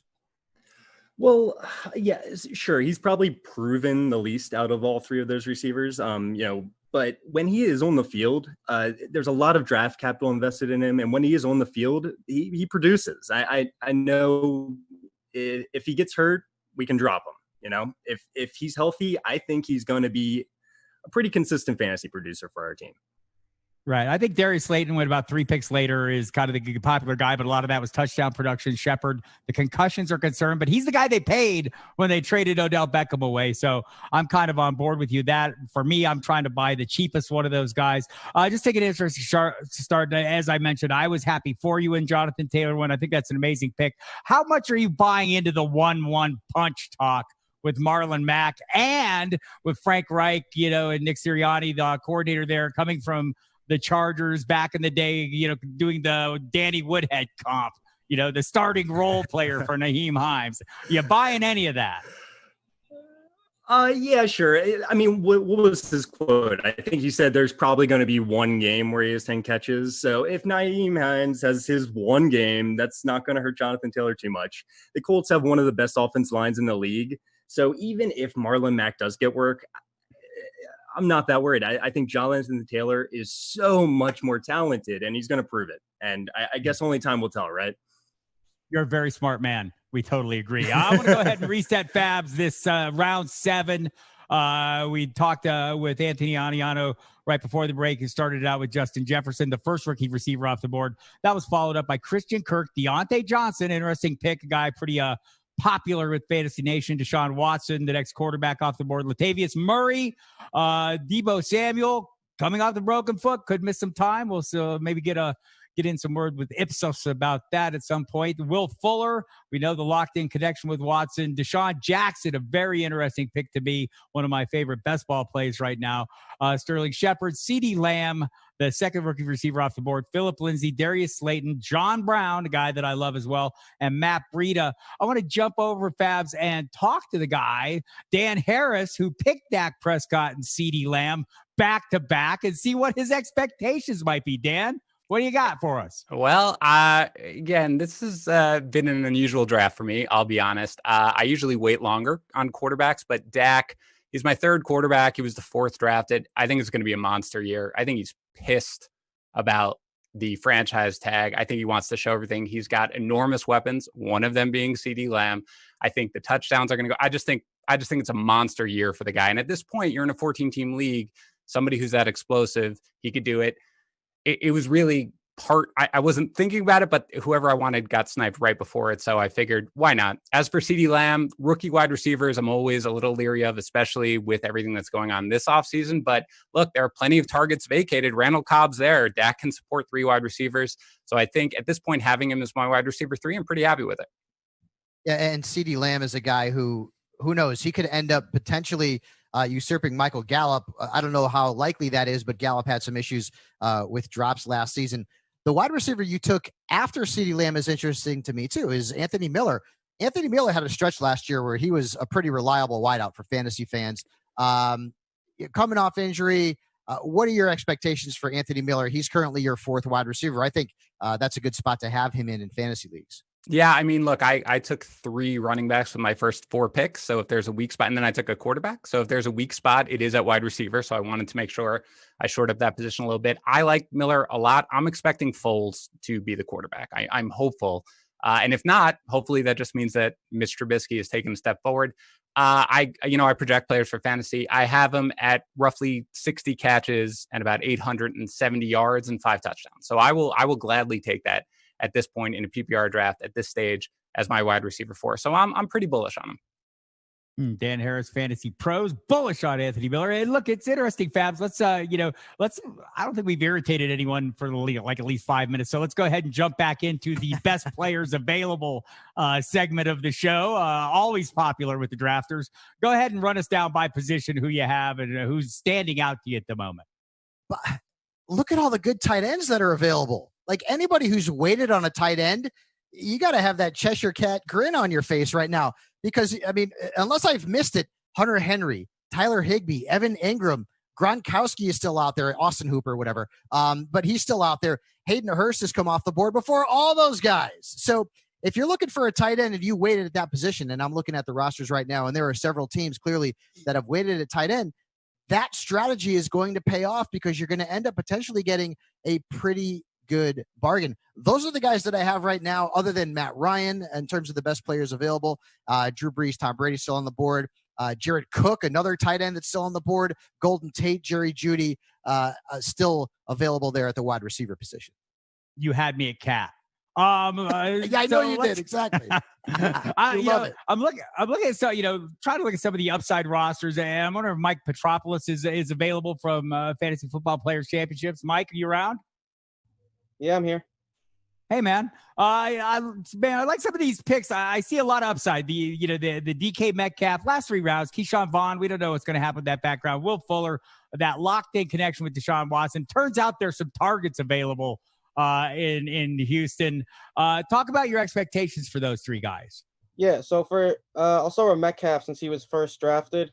I think it's a little crazy that Lockett's going ahead of this guy. I mean, he's 22 years old, coming off a 900-yard, 7-touchdown season as a 21-year-old who people thought weren't going to be able to transition into the NFL. And Lockett is like this speed guy who every year ends up getting hurt or something like that. So I was super ecstatic to have Metcalf in the 5th round. For Vaughn, I don't think you take a running back in the 3rd round who's older than your starting running back, Rojo, and make him sit behind him. With Hunt and Drake as my running backs, I was very good with taking Vaughn there and adding him to the running back room. And then for Will Fuller, we've seen this guy put up top 3 performances multiple times without DeAndre Hopkins there. DeAndre Hopkins is gone. Will Fuller's the guy, and Brandon Cooks, who knows if he's going to be able to stay healthy with all of his concussions going on. And I know there's injury risk, but as my first bench piece off the board, I feel like it was just tremendous value there to take Will Fuller. Michael, first off, your nickname growing up had to be Metropolis, right? It had to be. No, not a single person called me Metropolis. I'm not gonna lie to you. Come on, only Fabiano does that. Because I love superheroes, so whatever. But this seems like a great. So I'm gonna call you Metropolis because I think that sounds pretty cool. You just took Tyler Higbee, so you must have been listening when I talked about how many good tight ends are on the board at this point. Higbee was a league winner at the end of last season. I mean, he had a 4 or 5 game stretch where he was bananas good. What are you expecting from Higbee in 2020? I love me some Tyler Higbee. I actually wrote an article recently on brotofantasy.com about Cup, how I prefer Robert Woods, and I also talked a lot about Tyler Higbee in there. This guy literally had one of the best stretches of all time of tight end history last year, and people are scared that Gerald Everett is going to be a thorn in his side, and they started using 12 personnel more, so Higbee was always on the field along with Robert Woods. Look, even if Gerald Everett steals some snaps away from Tyler Higbee, this guy was an absolute monster the second half of last season, and I don't see how he just goes away. He basically turned into Travis Kelce, and I'm getting him in the 8th round. So, Mike, you got Kenyon Drake. We talked about earlier in the show with you. Chris Godwin, great play. The Robert Woods, as you mentioned, to go with Higbee there, but you picked him in the 3rd round. 4th round pick, Kareem Hunt. We saw him once his return from suspension last year. Puts a pretty solid, running back 2-3 numbers up on a week-to-week basis. Is that your expectation again, regardless of what Nick Chubb does? Yeah, I mean, Kareem Hunt had double digits, I believe, every week once he returned from week 10 through week 16 last season. And as a running back too, when running backs are going flying off the board in a PPR league, and I was able to get Godwin and Woods in between Drake, my first pick, I was ecstatic because I don't see why Kareem Hunt can't be in like a light version of Austin Eckler last season. where he catches all these passes and still gets some work on the ground and just returns tremendous value with, even if it's only 10 to 15 touches a game. So Metropolis, you're telling me that you got a much better value in Kareem Hunt in round 4 than Champions Round got in Nick Chubb in round 1. Is that correct? Yeah, I think Nick Chubb in the first round is a little nuts. No offense to the drafter. Listen, I'm trying to stir a little fun here, guys. You know, like offense taken. Offense taken. Offense taken. We'll come back on. We'll take a quick break. Thank you there, Mike Petropoulos, Fantasy Football Players Championship. And we'll come back on the other side of this break of the Fantasy Sports Gaming Association Fantasy Football Experts Draft and find out what the Champions Rounds drafters think of all this Chubb talk. Stay tuned. It's me, Bob Harris, Tim Michael Fabiano. We're taking you through this thing for another hour and an hour plus. So stay tuned. Good job, guys. Chase, I had to throw that in there. Have a little fun with you guys, man. You're digging a big grave for these guys. That was great. Oh man, it's all good, man. It's all fun. It's all fun and games. You should just start throwing it to us and ask us to pick out one team we really hate, just to generate some controversy. Who's the one person drafting that you think has just really made a mockery of himself right here? That would be good. Good radio. You Please know, don't do that. when they do this live and not the virtual edition, they like put a mace and a lance in the middle of the room and just like throw two of you out there and just let you have at it. Well, really, David Dorey actually started this whole thing. Dorey taking Miles Sanders that early. It's been bothering us for a while. We love what we got, but there was a plan A, and Dorey messed that up. Yeah, Miles Sanders is going early. Him and Drake both, man. They're going earlier and earlier in drafts. Got to chase the upside. That was a big thing for me. I mean, dude, you got to go for the gusto, man. You got to get your guy. I was almost positive that at 10, I was going away with Drake or Sanders, one of them. Like I would have thought the same thing. Yep. Did I hear someone has to leave at some point to hear at the bottom of the next hour? I think somebody did in the chat. Yes, they had Zach Zarrett. Zach. Okay. Yes. That's who it was. So make sure, we don't go to Zach. Yep. And I want to make sure if anyone else is leaving, if anyone else has got something going on, let me know and I'll get you in before you go. But don't go. I love you. All of you. Like a whole lot. Seriously. Not as much as Ronas, but a lot. What? Just make me jealous, Harris. Come on, man. That's not cool. That's right, Bob. Let him know. Jeez. I'm on it. You guys having fun or what, man? Anybody having fun? Yeah? Andy's having a great time. That was a great time. You guys are doing a great job. Dominating the draft, Well, where did we go to eat, Ronas? Was it like Chinese? What did we have? Chinese? I think it was. I can't remember the place. It was you and me. Brandon, Marianne Lee was with us, and Fabiano takes me to much better places. That's all I'm saying. You got to up your game. Groupies with you. Huh? You had one of your groupies with you. It's true. Oh, my goodness gracious. Bob Harris. What is this? Oh, I wasn't supposed to say that? Sorry, Bob. That was years ago, so whoever his lady is now, don't worry, that was like 4 years ago. From rookie wideouts, C.D. Lamb and Jerry Jeudy. Touchdown, Jerry Jeudy. To first-year runners, Jonathan Taylor, J.K. Dobbins, and DeAndre Swift. Touchdown, DeAndre Swift. This year's rookie class is poised to make a big impact for fantasy football. This is the FSGA Fantasy Football Experts Draft on SiriusXM Fantasy Sports Radio. Another rookie receiver off the board to close out round 8 or near the end of round 8. Brandon Ayuk from the 49ers have followed up with Zach Moss to start round 9. Let me go ahead and recap round 8 here of the FSGA Fantasy Football Experts Draft. It's the Central Conference, everybody, and the winner of this one moves up to the Champions Division. I'm Bob Harris, Michael Fabiano here with me.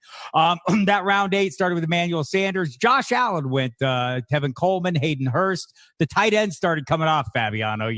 You did your trick there, buddy. I did, yes. Anthony Miller, Kerryon Johnson, Tony Pollard. Interesting. We'll have to find out what Ronas thinks about that at some point. His handcuff, Tyler Higbee, Hunter Henry, Robbie Anderson, moving on to the Carolina Panthers with Matt Rule, his Temple coach there running the show. Evan Ingram, another tight end off the board. Rashad Perriman, now the deep threat. unless Denzel Mims beats him out. For the Jets, Brandon Ayuk, Marlon Mack comes off the board to close out round 8. And then again, round 9 starts with Zach Moss of the Buffalo Bills, the rookie that will complement Devin Singletary. So let's go back to the champions rounds, guys. They kind of got called out. So let's give them a chance to make their case. Chase Payne, Jason Gold, who's going to speak? I'll speak. So you guys want to know about the Chubb pick? Please. All right. So basically our thinking was you got Stefanski coming in. He comes from here. He's bringing in a run-first offense. They have an upgraded offensive line, and Chubb has the highest over-under in Vegas in rushing yards for the year. I understand he's not going to get that many catches, and we're in full PPR, but I think it's realistic to expect that Chubb's going to have 1,300 or 1,400 yards and 10 touchdowns on the ground. That makes him, in my mind, a top 8 running back, top 6 running back, and at 12, based on how everything was going, we thought that he was more valuable than Jacobs, and that was our guy. Yeah. So you're basically ignoring the fact that he only had 2 touchdowns in the 8 games he played with Kareem Hunt last year. Like the rushing yards were really good. They were up or down, but his touchdown totals dropped significantly. Okay, so it's going to be the anti-regression. There you go. That makes let's get Metropolis in here, man, because Michael had Kareem Hunt in the 4th round as opposed to Nick Chubb in round 1. Michael's saying he got the better value. You guys say you got the better value. Who's right here? Guess we'll have to wait till the end of the season to see. Hunt was superior to Chubb last year in PPR leagues upon his return, I believe, if I'm not mistaken. So, I mean, that just off the bat, and then you take the 1st and 4th round value, I'm giving myself the W to start here. Let me ask Jason and Chase, whoever wants to jump in on this one. How much does look? I'm a Nick Chubb guy as well, and I don't know that I feel like Kareem Hunt is going to crush him, especially with the big playability. How much does that factor in for you? I mean, I think that one of the reasons that you love Nick Chubb is that he can break one at any time. So, I mean, that's good. I just think he's going to get the ball. They're going to run the ball a lot, and hopefully he's 80 or 90% of what they had out of Dalvin Cook last year. I understand he's not going to get as many catches, but I think that he can put up big yards on the ground and score some touchdowns. So assuming that the Browns do run the ball a bunch, and we know that Stefanski loves to run 12, is Odell Beckham Jr. being drafted too highly? Come on, guys. Absolutely not. Absolutely not. Okay. I think if anything, this plays a benefit of that offense. We had a lot of expectations last year. That's very clear. All the reports are showing Odell is 100% healthy this year, and it's clear that the coexistence of him and Jarvis works. So to have those both guys on the outside who could stretch it at any time, I think Odell going where he's going is more us forgetting he's a great wide receiver. So he just wasn't a fit for our team and our strategy, but ultimately he's worth the value. That's the voice. If you're not watching, of Chase Payne of Champions Round, we had Jason Gold on, also battling out with Mike Petropoulos. So talking about the Cleveland Browns backfield, I have not heard Andy Barron's voice in a very long time, and it's starting to trouble me. So Andy, pretty interesting draft for you. I feel like you've got a nice mix of established talents, young and up and coming players, and then you just filled in your quarterback spot with Josh Allen in round 8. I think that's a pretty reasonable value. How are you feeling about this draft in general? You know what I felt terrible about was, I think it was round 5. There was a moment there when I looked at the wide receiver board, and I'm thinking 13th. So it's like an hour goes by and I haven't picked, right? Like you have long waits. But I looked at the wide receiver board and it was wide open. I loved everybody. I loved everybody who was like visible in the window, and then like boom, boom, boom. I think it was 9 out of 10 picks in a row were all these like absolutely the receivers I would have taken. So I thought I was going to have a stud third receiver, and they just all vanished ahead of me. But that's like the pitfalls of a 14-person league. I'm still fine with where I am there. I have Marquise Brown. I have John Brown. That's cool. Josh Allen is like a really fun fantasy commodity, because I think if I were a Bills fan, I wouldn't be on this Josh Allen MVP bandwagon, right? Like I think he's the 1 weak spot on the Bills generally. I don't think in real life this is the guy that I would want to cheer for as my quarterback. he's just a wonderful fantasy play. Like, I don't know. He's one of those guys where like, this is kind of where the fantasy reality thing breaks down, right? 17 rushing touchdowns over 2 years. We know he's going to run for something like 500, 600 yards, assuming he stays healthy. We know he is their preferred option when they get in goal to go situations too, right? So I like everything about him from a fantasy perspective. I'm not going to, like, as good as his receiving core looks right now with Brown, Diggs, they're great. It's still going to shock me if he completes even, I don't know, 62% of his throws, something like that. But if he's just decent as a passer, if he's just respectable as a passer, and I get like the scoring in this league is going to skew toward the rushing stats for quarterbacks, right? Because it's only 4 points for passing touchdowns. You get the full 6 for rushing touchdowns. Like, that's where he's got to really pay the fantasy bills. And he's done it in each of his first 2 seasons. Like, we know that when Josh Allen goes off, he can be the QB1, QB2 in any given week.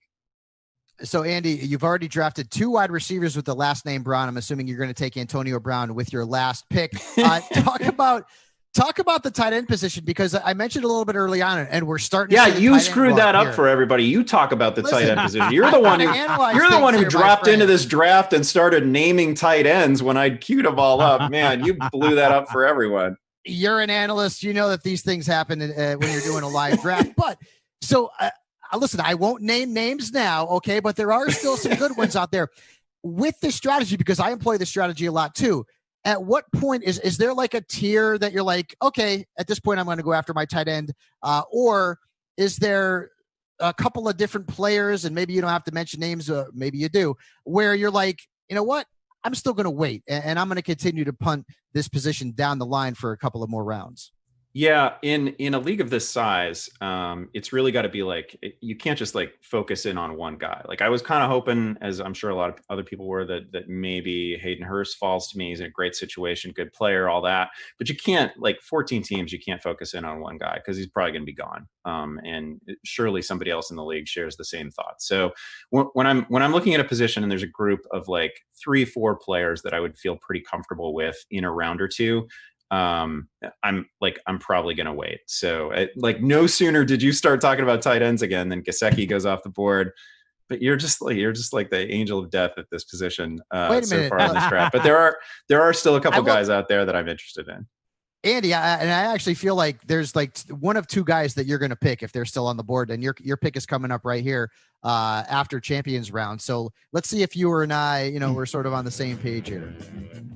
We'll find that out. We'll find that out after the break, Andy. Sorry, didn't mean to cut you off. You're listening to the Fantasy Sports and Gaming Association Experts Draft right here on SiriusXM Fantasy Sports Radio. We'll come back and talk more tight ends, like there's been a Gronk sighting. We're in round 9, people. Stay tuned. There's more to come right here on SiriusXM Fantasy Sports Radio.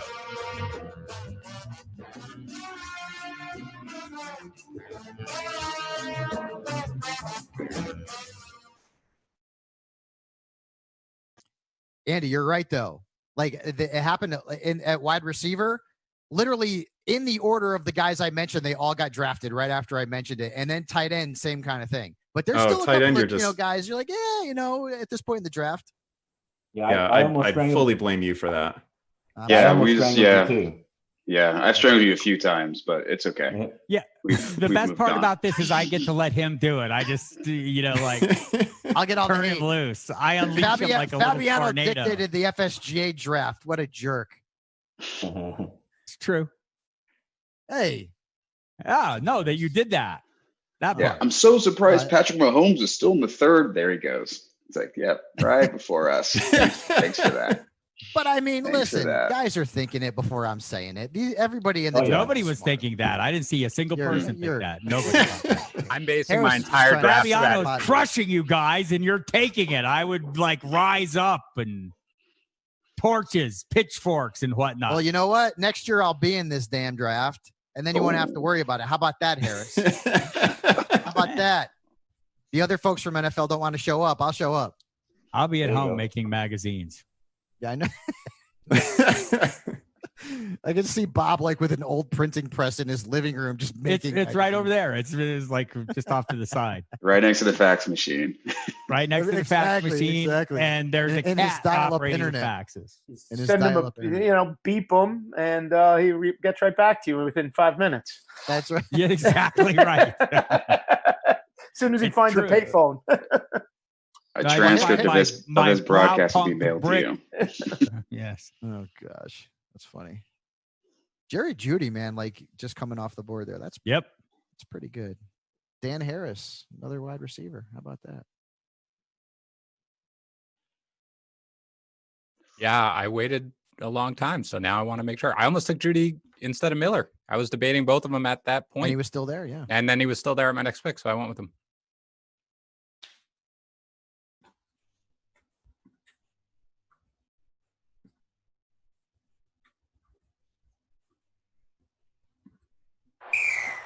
It's fantasy football season, and Fantasy Sports Radio has an entire week of experts drafts to help you win. Todd Gurley will be a colossal bust. It's FSGA Draft Week, featuring the top fantasy football analysts from the Fantasy Sports and Gaming Association. Find out which players you need to draft and learn winning strategies. The Cincinnati Bengals select Joe Burrow. Joe Burrow will be a top 15 quarterback. Great throw by Burrow. This is the FSGA Fantasy Football Champions League Draft, part of FSGA Draft Week on SiriusXM Fantasy Sports Radio. Here are your hosts, Michael Fabiano and Bob Harris from Football Diehards. I hope y'all been listening all week. Man, it's been fantastic. All kinds of great stuff going on with these FSGA drafts. Monday, the Championship League did their draft. Tuesday, the American Conference League. Wednesday, the Futures and Props Leagues, which was fantastic. I've never heard anything like it. And not just because Evans was running it, but because I've never heard anything like it. And then yesterday, Thursday, was the National Conference League. Tonight, the Central Conference. We've got a great group of guys: Anthony Anio, Zach Zarrett, Adam Ronis, Tony Holm, Julio Pope, Brandon Kane, Anthony Hong, Mike Petropoulos, David Dorey, John Luke Garofalo, Simon Grudenfeld, Josh Fuster, Dan Harris, Andy Richardson, Chase Payne, Jason Gold, Andy Behrens, and Dr. Roto joining us here, making all kinds of great picks. We're well into 10. Well, we're just turning the corner into round 10. So let me reset round 9. Zach Moss, Carson Wentz, Alexander Madison went. Not to the Dalvin Cook owner. Somebody's not happy. Mike Williams, Rob Gronkowski goes in the middle of round 9. Boston Scott Scott. These guys with all the same names, they're hard to figure out. Jalen Reagor goes, another rookie wide receiver. Matthew Stafford, Mike Gesicki, Jerry Jeudy, the next rookie wide receiver.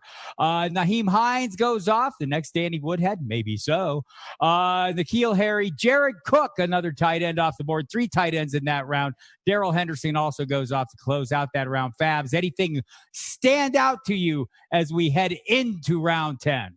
I don't know, man, if I want to say anything else, because when we were on break here, unless you're watching on Zoom, the whole group just ganged up on me. And the whole thing is my fault now. The wide receiver run is my fault. The tight end run is my fault. So I don't know if I want to say too much. I will say that Andy Behrens did take a tight end in round 9 with Jared Cook. I thought maybe it would be Austin Hooper, but he went Jared Cook instead. I mean, I feel like they're sort of both very close in terms of tier. Jerry Jeudy off the board. I thought that was a really good value there. Or Dan Harris, Mike Gesicki, a really good sleeper tight end this year for front yard fantasy. So you've got some guys that are filling spots. Tight end is certainly one of those. Rob Gronkowski fills a need there for approval. So you're seeing guys fill spots, and you're seeing this tight end position really start to thin out at this point. Yeah, it's been fascinating. I mentioned all the drafts and ran through them. I wish you would listen to all of them, the pick-by-pick coverage and analysis of all 5 FSGA drafts from this week with that SiriusXM app. You can search fantasy drafts there, or you can listen to Fantasy Sports Radio this weekend. You'll hear replays of all those. I want to go to the Approvely team, Julio Pope. Come in, Julio. Are you with me, man? Let's hear about this Rob Gronkowski pick, Fabs. You there, Julio? Mute, my friend, mute. Unmute you. Unmute you. Yeah, all right. I There just you said go. something brilliant. Now I can't repeat myself. Do it again. I want to hear it great. No, I was actually on. look, Go ahead. I just like, you look at this draft. I like to start the Dalvin Cook, Leonard Fournette, DJ Moore, David Montgomery, Devonte Parker, big upside play. And then it kind of, wasn't happy. I mean, look, Sony Michel and Latavius Murray, they both have something to offer. They just haven't given us as much as we want. Murray, obviously, in the secondary role. Robbie Anderson, a new home, goes to the Carolina Panthers. Can Teddy Bridgewater, does he have the arm to take advantage of maybe the best deep threat or one of the best deep threats in the league over the last, 4 years? And then you follow that up with Rob Gronkowski. I know. Tell us a little bit about Gronk. I know, man. That's where I just went with my heart, bro. That's one of the things that I'm like, okay, I want to see him in my team. Let's see what happens. This is like my first experience here. So it's like, let's do something fun. Let's throw a wild card in there. So everybody seemingly dislikes me in this draft anyway. So Julio, I'm going to come after you now because why not? We're having fun here. You've got 3 wide receivers and 2 of them play for the Carolina Panthers. Explain. I don't know, man. I don't know. First time here.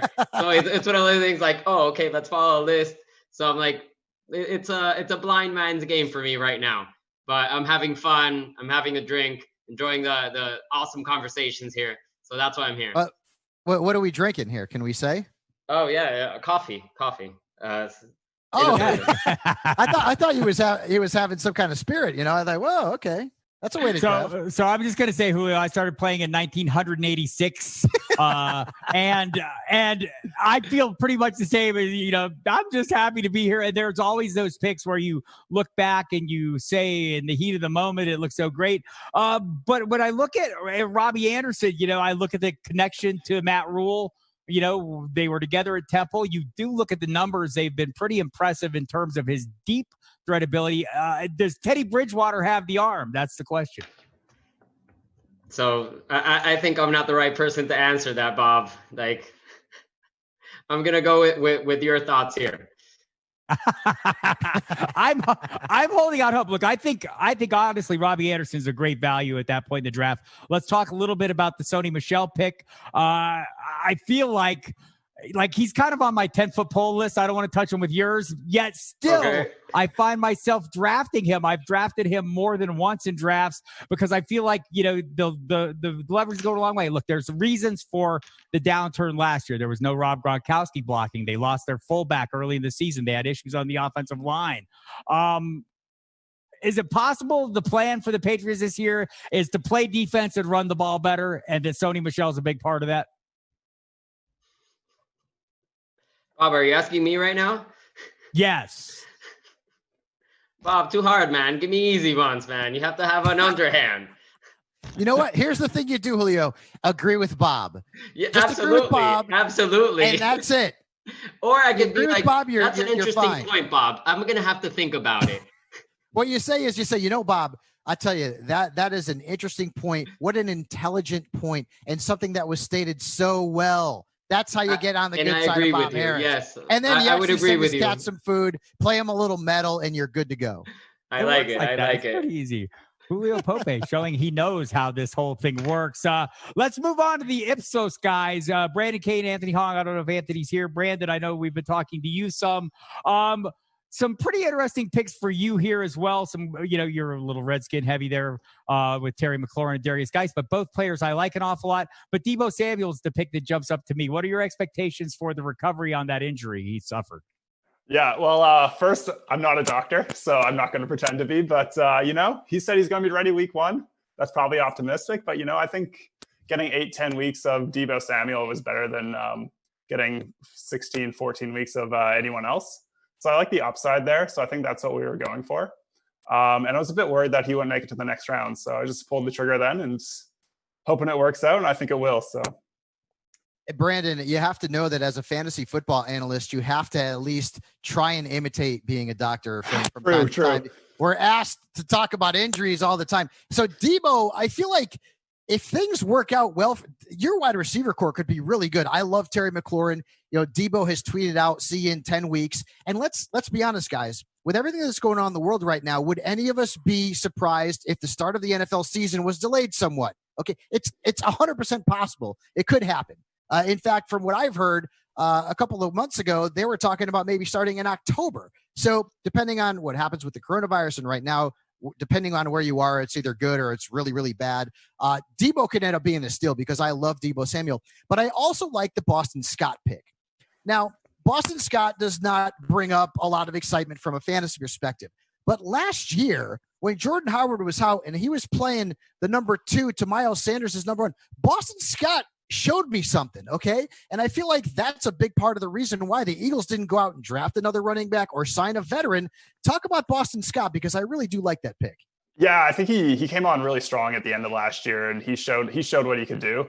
Doug Peterson has been famous for running back by committee, so I'm not sure if Miles Sanders is going to be the bell cow, but I think he's obviously going to get the majority of the touches. But I like Boston Scott, the passing game, especially in this PPR format. I think he's going to get a lot of catches and can put up some numbers. So as a fourth RB, I don't mind him, and I think it's a good pick. So we're happy with him. Brandon, I'm going to go ahead and give you some old man advice right at this point. So absorb it and use it in the future. Never trust a man whose first name is a city. True. Okay. I'll write that down. No, great draft so far. Really enjoying it. We're almost through round 10 as we roll on through this. We hope you're watching the live stream. It's powered by Fantasy Alarm. You can see me, Fabiano. You can see the draft order. You can see the participants who are all just having a great time. When Fabiano isn't giving their picks away, you can see the scrolling ticker. You can join that on Twitter at SiriusXM Fantasy. We hope you get a look at that. We're having a good time here and a little fun during the breaks as well, where the pitchforks and torches come out. And Fabiano is chased through the Zoom room, howling in anguish. So let's get one more guest in here. I haven't talked to Dr. Roto for a little while. Doc, come on in. What's up?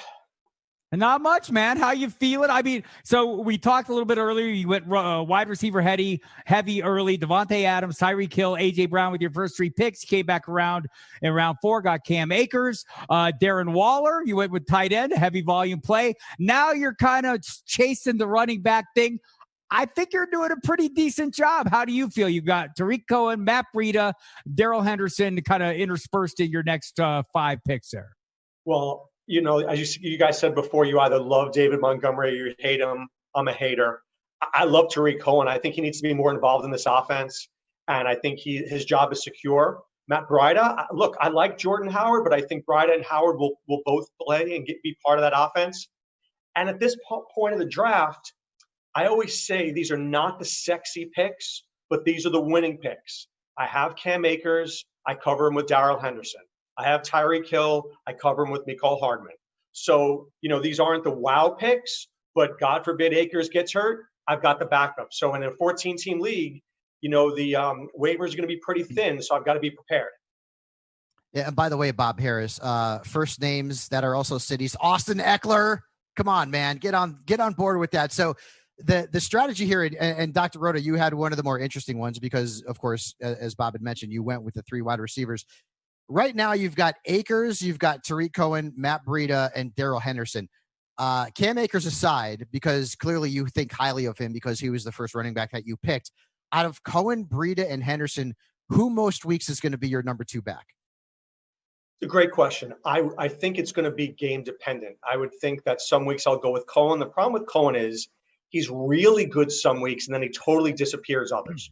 So I've got to be right there. I think Breida will be more consistent week to week. So, I'm looking for 10 points for my second running back in a PPR. If I can get that magic number with my receivers and my tight end, I think I got a good shot to be competitive each week. So whichever guy can get me 10 points is the guy I'm going to play. Yeah, it makes perfect sense. And the Mecole Hardman pick, I think, and Emmanuel Sanders, those 2 lower-end wide receivers. Sanders, we haven't seen a lot of targets go to the other weapons, but those other weapons haven't been Emmanuel Sanders, right? Exactly. Look, Traquan Smith, they've got some guys that have been dogs. So the truth of the matter is I really wanted Darius Slayton. He went a couple of picks before I picked. But I think Drew Brees will love throwing to Sanders. He's a great route runner. And he's going to see one-on-one coverage because Michael Thomas is going to see double coverage the whole time. So I think Sanders is a very sneaky, underrated pick this year. Doc, you're one of only a couple of teams that has not drafted a quarterback. Based on what's still on the board, and I'm not going to mention names so guys don't yell at me, are you feeling pretty good about that strategy? Yeah, I came in thinking I was going to wait and wait and wait some more. Ronis just took the guy that I was thinking about taking here, but it's okay. I mean, there are guys. Look, if I end up with Gardner Minshew in round 15, I'm okay with that. I'm not saying that's who I'm going to take, but I think you can get away with, in a 4-point per touchdown pass league, I think you can get away with waiting on your quarterback till the very end. Hey, everybody, I have it on good authority. The Minshew's going around 15. I want to reset round 10 here as we head into towards the bottom of hour 3 of this FSGA Fantasy Football Experts Draft. Started out round 10, Doc Roto taking Mecole Hardman, followed by Duke Johnson, Antonio Gibson. Interesting pick there, Dallas Goedert, or Goddard as they call him. Chris Thompson, now a Jacksonville Jaguar. Noah Fant, tight end from Denver. Preston Williams, a guy that's been off the radar. We're going to talk about him a little bit, I'm sure. Anthony McFarland Jr., Henry Ruggs, the other rookie wide receiver, Matt Ryan, Justin Jackson, Chase Edmonds, an interesting pick there for me as well. Austin Hooper and Golden Tate to round out that pick. And a couple of interesting moves there. Dan Harris at Fantasy Pros has 2 rookie wide receivers on his roster now, CeeDee Lamb and Jerry Jeudy. So some interesting stuff to chew on as we come back from the break right here on SiriusXM Fantasy Sports Radio. Well, I think that Golden Tate pick by Anthony is pretty good, man. Like 10th round. Golden Tate, I mean, he'll give you 10, 12 minimum a game, you would think. 8.5 Never targets. trust a man named after a precious metal. Oh, geez. Here we go. I mean, I was shocked. I was looking at numbers. It was over 8 targets a game last year when he came back. And, you know, I watch the Giants every week, obviously, and you know, Sterling Shepard's 1 concussion away from being Wayne Corbett and out of the league. Let's be honest about that. And Slayton still had a couple of nice weeks. I saw him play in Detroit last year, and he lit it up. But Golden Tate's the safety valve there for Daniel Jones, right, Mike? No, and a terrible defense. A terrible defense. Daniel Jones going to have to throw the ball 40 times a game. That defense is all-time bad. And another thing, too, is that Golden Tate historically has been pretty durable, whereas like Evan Ingram, I love him, but he's not been durable. Sterling Shepard, like you mentioned. So Golden Tate could easily sort of back into even more touches or more targets next season, you know, if things go wrong in the passing game for the Giants in terms of the injuries. Yeah, absolutely. I was surprised with some of the picks that went right before that. He was still sitting there, so I was pretty happy. And the time he missed last season because of the pregnancy test. Yeah, the shots. Here, I can get shots. Yeah, good value. Not as good of a value as Slayton, but that's how he stays on the field when he's not suspended.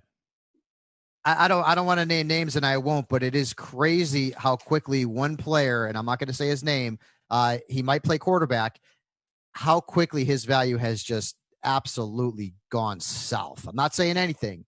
It's amazing. Is his first name a place? No, it's not. You're free to name names. It should be a place. Hey, you got to say the name now. We got to know who you're talking about. I can't because then someone's going to yell at me and say, Fabiano, I was just ready to take that guy. Like that's ever stopped you before. No. I mean, we're going to find reasons to yell at you. It's just going to happen. That's true. That's true. You're talking about so good to be with you, Andy, by the way. It's so much fun, pal. You're talking about the Saints, aren't you? No. Breeze already got taken. No. Yeah, he already got taken. So he's talking about the other guy in New Orleans. The other tight end that's right. can throw the football. Can you believe that the QB5 from last year didn't get drafted? No. When the pick comes up, I'll say something. I don't want to say anything. I know. We're feeling good that we got. It's like one of 2 guys. I mean, like if you look at your list, it's 1 of 2 guys. We feel like we got Christian McCaffrey in the 10th round, so it's okay. Get ready for the mini Christian McCaffrey show. Right there. Wait a minute. Wait, who's that? Who are you talking about? Antonio Gibson. Antonio Gibson. You better learn his name. Antonio Gibson. Too talented. He could play receiver. He could play a little receiver for them. He's going to play everything. It's going to be first year offensive coordinator Scott Turner's coming in there. What we saw with McCaffrey, he doesn't need to be in between the tackles. He needs to be everywhere. Your pick-by-pick coverage of the FSGA Fantasy Football Experts Draft on SiriusXM. And watch the live stream at SiriusXM Fantasy or on websites of the Fantasy Sports and Gaming Association. Yes, watch, listen, learn. Check out the results right now on Twitter at SiriusXM Fantasy. By the way, in case you're just tuning in, We're about an hour and 21 minutes into, or 2 hours and 21 minutes into this FSGA Fantasy Football Experts draft. It is a 14-team draft. If you're wondering why some of these guys are going at weird points or points that seem weird if you've been drafting in 12 teams. 14-team PPR, 16-man rosters, 10 start in the starting lineup, 6 on reserve. The lineups are 1 quarterback, 2 running backs, 3 wide receivers, a tight end, a flex who can be one of those, or running backs, wide receivers, or tight ends. Got to get a place kicker, defense, special teams. So still a long ways to go. We're moving into round 11. Some interesting things going on. We just had Mr. Julio Pope do a very Harris-like thing. I don't know. I'm rubbing off on you, Julio, apparently. The going with the quarterbacks back-to-back, Matt Ryan and Drew Brees. Very interesting picks there. Daniel Jones. I'd like to go with the upside guy. I think Daniel Jones is it, but you can't go wrong with Brees. So what's standing out to you right now, Michael? And if you would, tell us the next 5 guys that everyone should be picking that they're going to be very mad that you're telling them about. Well, so Front Yard Fantasy is up right now, and they don't have a quarterback. So I'm, we'll see. There's a couple of guys that are pretty good, but you might want to wait too because the position is still pretty loaded. I would look at, and they took Sammy Watkins, so I was wrong. See, so you guys didn't follow me there. I was really interested to see that Daniel Jones went ahead of Drew Brees. I love Daniel Jones. He's my favorite quarterback sleeper. I have him ranked behind Drew Brees. So to me, and that's Adam's number 1 guy, and Adam's a Cowboys fan too. So when a Cowboys fan takes Daniel Jones, a New York Giant, as his QB1, Adam has got to be a big fan of Jones. So I was a little bit surprised to see that. But right now, guys they're throwing darts, man. I mean, you're seeing, Darrington Evans go. Hunter Renfro's coming off the board. Joshua Kelly just came off the board. I love Josh Kelly. Guys are throwing darts, and that's where you're at in a 14-team league when you're in round 11.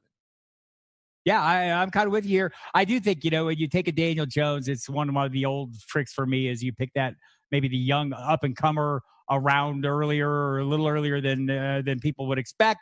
Then you can come back around. There's always going to be a steady veteran waiting for you, and there's an entire list there waiting for Ronas as well, and I'm sure he'll take advantage of that. We have not talked Julio. Come on back for me, Julio Pope. But no, Julio ran scared the last time we had him. I want Julio. Julio, come back. Man. Are you with me, Julio? Have a sip. Have a sip of the toddy and come back. On Zoom, he's got his picture, smiling, nice, handsome picture. But he went away, man. He's like, I don't want Harris bothering me again. He just ran away, man. We've got 3 teams still. Well, 2 teams now waiting.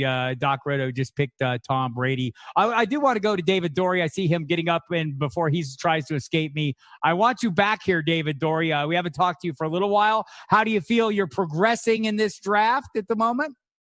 I'm liking it a lot. The only pick I did, Tony Pollard. I don't know why the hell I picked him. But otherwise, I really do like my team has upside throughout.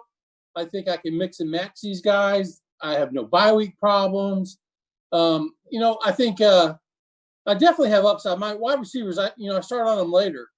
But I love the set. I think every one of them will outperform the slot where I got them. Every one of them. So, David, I can maybe venture a guess as to why you drafted Tony Pollard because in the background behind you, I see a Texas flag. Might you be a Dallas Cowboys fan? Lifelong. That's what made it so hard to now. That's why I was hard to pick Miles Sanders first. I know you did, and you actually have 2 Eagles. I wanted to ask you about the Deshaun Jackson pick, right? Because the Eagles have a ton of mouths to feed, and typically you're seeing Jalen Reagor go ahead of Deshaun Jackson. But you went with the old veteran with Alshon Jeffrey. Who the heck knows when he's going to come back? Right. I don't like. Yeah, go ahead. Go ahead. No, go ahead. Talk about Deshaun. Yeah, I think Deshaun, he came out last year, first came out 100 yards, and he got hurt. I don't like any Reagor. I'm trying not to touch any rookie wide receivers this year. They haven't had the benefit of all mini camps. They're not going to have the benefit of all that team time that all the other rookies did. And they're hard enough to get right as it is. So I think I really, really like the veteran Jackson coming in and doing something. Like I said, I probably could have waited another round and still got him. But at that point, I just wanted a guy I felt good about. And I think Jackson's going to surprise. Interesting. I'm not against that. Just, when you think, David, I know you come into a draft with a strategy, and then like everyone else, it falls apart when you get punched in the nose. So when did you get punched in the nose, and how far from your strategy are you at this point? I didn't go too far. I like I said, well, the Tony Pollard pick, I didn't like what I did. I should have gone wide receiver there. It would have bulked myself up better. And the Ronald Jones pick, I wasn't happy about it, but I felt like he was the last starting running back on my board, and I just want to go ahead and get him. I like anybody, I wish my running backs were a little bit more solid, but it's really hard to get in a 14-team league. What I feel good about, though, is, like I said, my wide receivers, I think they all have upside. It's just going to be hard to make sure I pick the right one every week. Yeah, that makes perfect sense. That's David Dorey from The Huddle. David Dorey, how many years? How many years at The Huddle now? This is my 23rd year. God, wow, dang. that's great. Good job. I was going to do Child Please, but that joke gets old at this point. So thank you, David. I do want to say some interesting picks here. Let's go back to the champions round, guys. Chase and Jason. Chase Payne, Jason Gold. The last 3 picks, I mean, we've talked about, you could even go back to 4. N'Keal Harry, Antonio Gibson, Denzel Mims, Antonio Brown. The Antonio Brown pick, let's start there. So we're going for upside, right? We're in round 12. We're taking long shots. Absolutely. If Antonio Brown is on a team this year and he's playing, I mean, is he a top 10 wide receiver? I think that most of us still agree that he's still got game when he plays. So in round 12, I'll take the shot on him there if no one else is going to. As for some of the other earlier picks, Denzel Mims, I just like him getting a lot of targets in that offense. Hopefully they spread it around with Sam Darnold. I think he's a talented wide receiver. I'm not huge on early wide receivers or rookie wide receivers, but that was a good shot in round 11. And like we said in the live stream, we love Gibson. And we think that there's a chance that he turns into something really special in Washington, whether it's this year or next year. I mean, obviously we hope it's this year, but we think that he's a special talent, and hopefully they find a way to work him into the offense this year. So let's go back to Antonio Brown, right? I always like talking about him. He blocked me on Twitter because one time on NFL Total Access, when it looked like he was going to Buffalo, I didn't have the nicest things to say about his fantasy value, and then he blocked me for some reason or another. But at what point, and I think this is good advice for people out there listening, you have Antonio Brown. You're going to go into week 1 likely with Antonio Brown on your roster. At what point in the season, Antonio Brown is not on a team and he's not getting any publicity about potentially being on a team? At what point does Antonio Brown get thrown back onto the waiver wire for you guys? Hard to say right now, especially with we don't know what the schedule's going to look like with the whole COVID thing. I would assume that if we get to around mid-season and there's no steam with him going anywhere, that's probably when we drop him. We're going to need to have players on our roster, especially with injuries, that we can actually play going into the stretch run. So probably somewhere around then.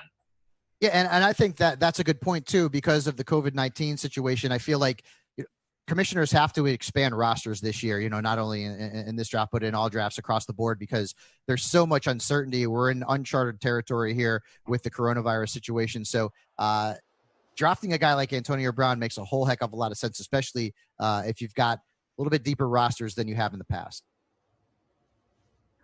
Yeah, I think so. I think so as well. Let's go ahead and reset round 11 here. We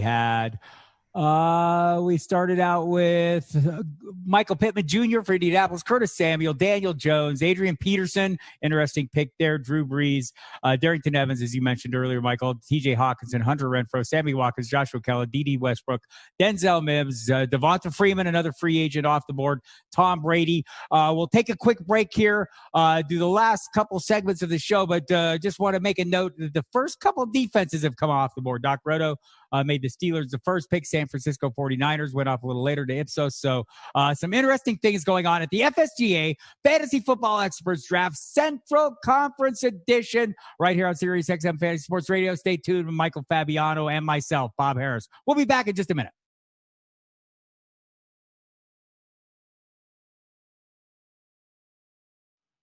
Oh, yeah, I feel like that's a good topic of conversation because, like Andy drafted Devonta Freeman. Like at what point when when do you give up on him? Yeah, at what point do you say, I can't hold this guy anymore, that kind of thing. So I feel like Devonte is a little easier because there's a couple of spots he could land where he would have immediate and obvious value. And if he just, I'm not going to go into the season with him as like best available free agent when somebody gets sick or hurt. Like I probably just won't, but he lands in Tampa, he lands in Chicago, he lands in wherever. Like there's a handful of places where he could sign where he would be obviously somebody that they would slot in immediately. Yeah. Ronis, just letting you know, I've known you a long time, but me and you are going to fight next time I see you, man. That's about the third time you've taken my wide receiver, brother. You don't want to find me, man. Oh, man, you're lucky we're friends. I fought Ronis over the last piece of cashew chicken that day. And let me tell you, he's wiry, but that chicken was mine. Yeah, you don't want to fight Bob. Bob's a biter. Yeah, no, I wouldn't fight Bob. He'll sick his cats on me. It'll be a mess. So. Yeah, he also got some lion tendencies. He likes feet. Oh, boy. We're still not sure if Bob's animal is actually a cat. Have you guys seen that thing? Anybody? I mean, Andy, you probably it's gigantic. Go on his Instagram. It's got some girth. Yeah. That is a large feline, man. 30 pounds of cat running through the 30 house. 30 pounds. Yeah, that's a lot of cat. Yeah, it's a 5 of them are claws. Yeah. By the way, the guy I was talking about, it was Aaron Rodgers. Yeah. Finally, 12th round pick. Crazy. I can't believe you guys let us get him in the 12th round. It's I mean, like, obviously there's a lot of reasons why he's fallen like this, but I mean, just he was, last year he was, everyone was drafting him, QB1, QB2, QB3, somewhere in that area. And now, hell, he's getting drafted after Daniel Jones and, in the same tier as like a Ryan Tannehill. So it's crazy. And it was a bad year, but he was still like QB10 last year? I think it was QB9, but he was just wicketing. I think it was 9, if I'm not mistaken, but he had a lot of bad games. He was QB9 because he had a couple of like monster games, but he was trust. Especially at the end of the year, I think he finished the year pretty poorly from a fantasy perspective.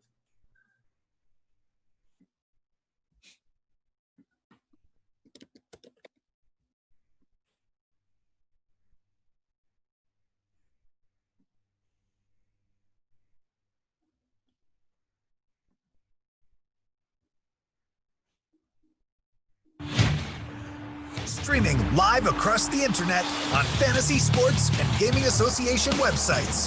This is the FSGA Fantasy Football Experts Draft on SiriusXM Fantasy Sports Radio. Welcome back. Get a little chippy as it gets later in the draft, mostly because Fabiano's really irritating everybody, and he does that a lot. Incorrect. No, it's totally true. I am Bob Harris, footballdiehards.com and Football Diehards program on this network. Michael Fabiano, you can hear him on Fantasy Dirt Tuesdays and Fridays, a new show, 7 p.m. Eastern time. If you haven't been listening, you should be listening. It's fantastic, especially when I'm on with Faz. Beyond that, watch the results of this draft on Twitter at SiriusXM Fantasy, presented by Real Time Sports. They've done a great job. Been a really good time with this draft. We're heading into the final half hour of this draft of this program. People are starting to make some interesting plays, Fabs. Anything jumping out at you as we roll into round 13? Lucky 13, we call that. The quarterbacks, man. I mean, Aaron Rodgers finally went. Aaron Rodgers is officially a 12th round pick, right? To match his jersey number. And last year he was QB9, but he was wildly inconsistent and for the most part unreliable. He had a few really big games during the course of the season, but Front Yard Fantasy ended up getting him as their QB1, and that's part of the strategy that a lot of people are going to employ. Like, they're not going to mind having Aaron Rodgers. And I got to be honest with you, there's some really good young upside quarterbacks that are still on the board that I'm not going to mention, so guys like Andy Behrens doesn't yell at me, but there's still some guys you can pair an Aaron Rodgers with won't say it, but there are some players out there that could really help fantasy owners out there. And again, I'm going to bring it up. This is why I wait on the quarterback position. Yeah, I'm going to go ahead and reset round 12. It was Pittsburgh Steelers defense started out with Dr. Roto, T. Higgins, Antonio Brown, Ryan Tannehill, Jonnu Smith, Aaron Rodgers, Baker Mayfield, Paris Campbell, San Francisco 49ers defense, Eric Ebron in Pittsburgh, maybe a goal line weapon, a red zone weapon there. Blake Jarwin, I'll let Fabiano talk about him because it's a cowboy. Alan Lazard, Aaron Rodgers, a wide receiver 2, in case anyone hasn't been following along at home. The Baltimore Ravens and the Buffalo Bills all going. We're rolling into round 13. Some interesting picks already going off there. So, Fabs, anything else leaping out at you that you feel must be addressed? Let's talk a little bit about the guys who are not on teams right now and where they're at. Devonta Freeman, I think, was the last one I noticed going to Andy Behrens, as we mentioned, and we've seen Antonio Brown go. We have not seen Des Bryant go yet, which apparently is a thing in these drafts.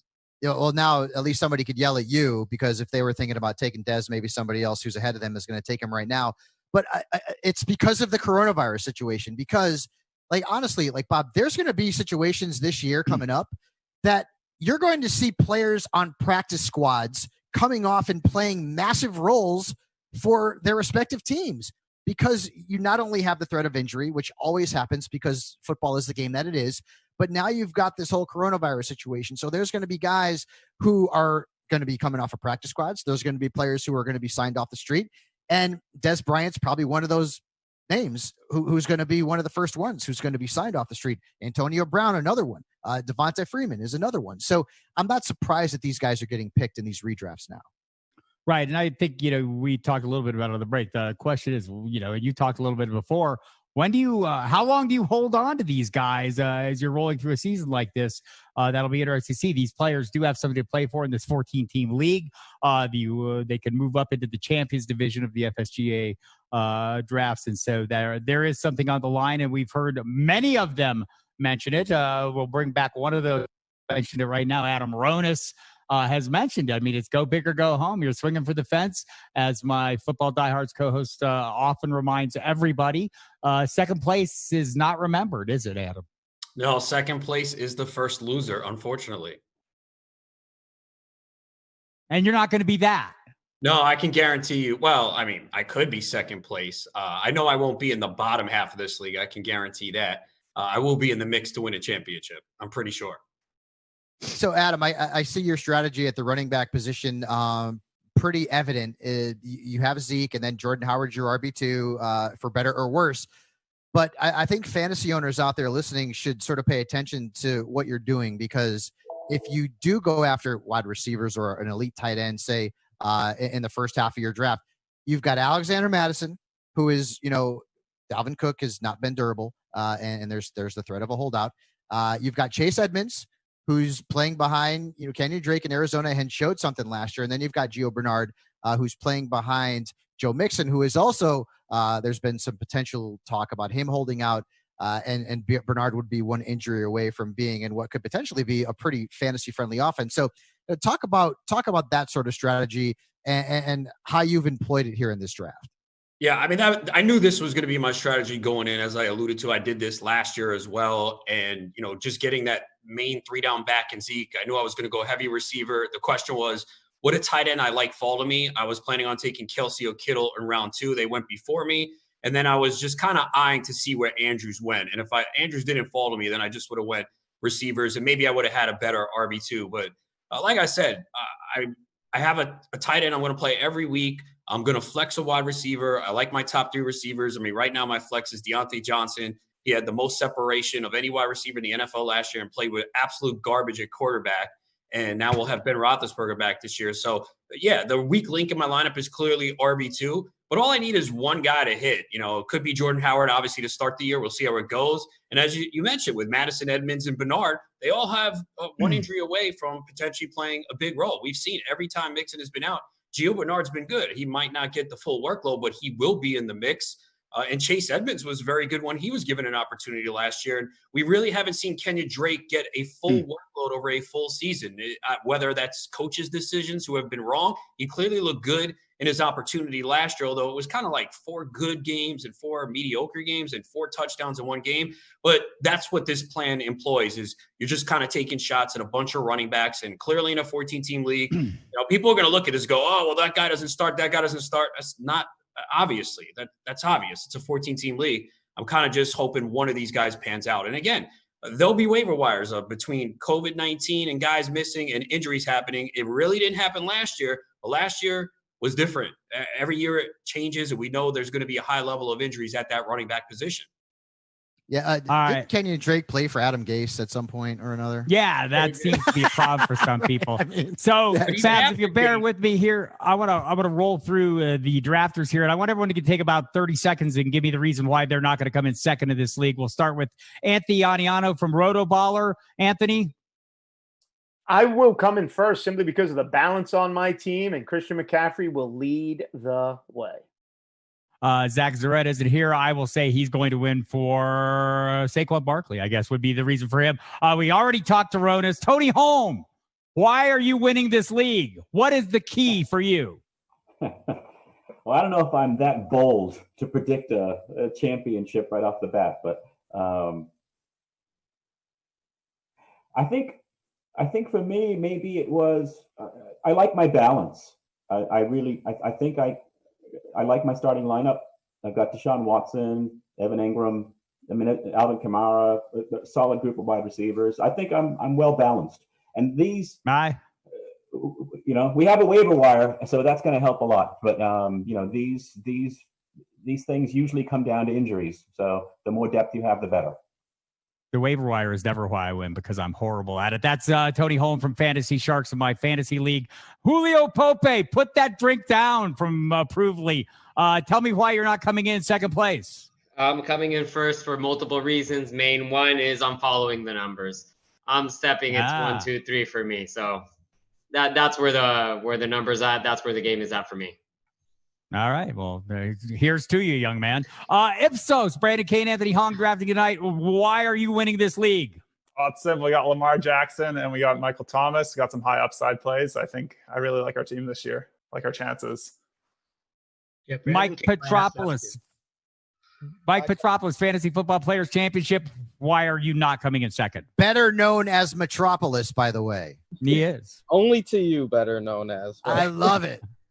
I got a stacked starting lineup and a bench full of upside, so I'm loving my team. That's for Mike Petropoulos, Fantasy Football Players Championship. From the huddle, David Dorey is going to tell me what's going to win this league for him. Well, it's a very simple equation, really. Everybody else was drafting like last year's going to happen again. I drafted on what's going to happen this year.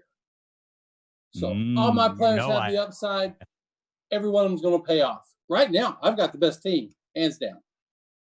More old Love guy confidence, wisdom. Man. Don't draft last year's best team. Front Yard Fantasy, John Luke Garofalo, Simon Grudenfeld, Josh Fuster. Why are you winning this league? Well, I want to thank you guys for winning this league for us by gifting us Jonathan Taylor in the 4th and Aaron Rodgers in the 12th. And then on top of that, our other rookie and Edwards-Helaire is going to break out. And I love some of the high upside guys on our bench. Between Gesicki and Fant, one of these guys is going to be the next big breakout tight end, and we're locked and loaded.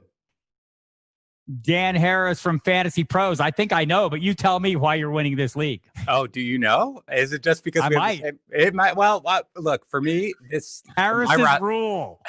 All Harris's rule. My roster, honestly, it's the perfect combination of upside and depth. There really are no weaknesses when I look up and down it. I'm going to be covered if there are injuries. If there aren't, my starting lineup is explosive enough to win the whole thing. So I feel really good about this roster.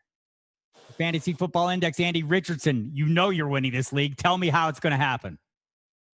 Well, the starting quarterback's pretty good. I think he's got a good future in the league. I like the starting running backs. I breakout tight end in Hurst, and at wide receiver, I think I've got some guys who are a little bit underrated and are going to end up catching a lot of balls for their teams. That's going to be the winner.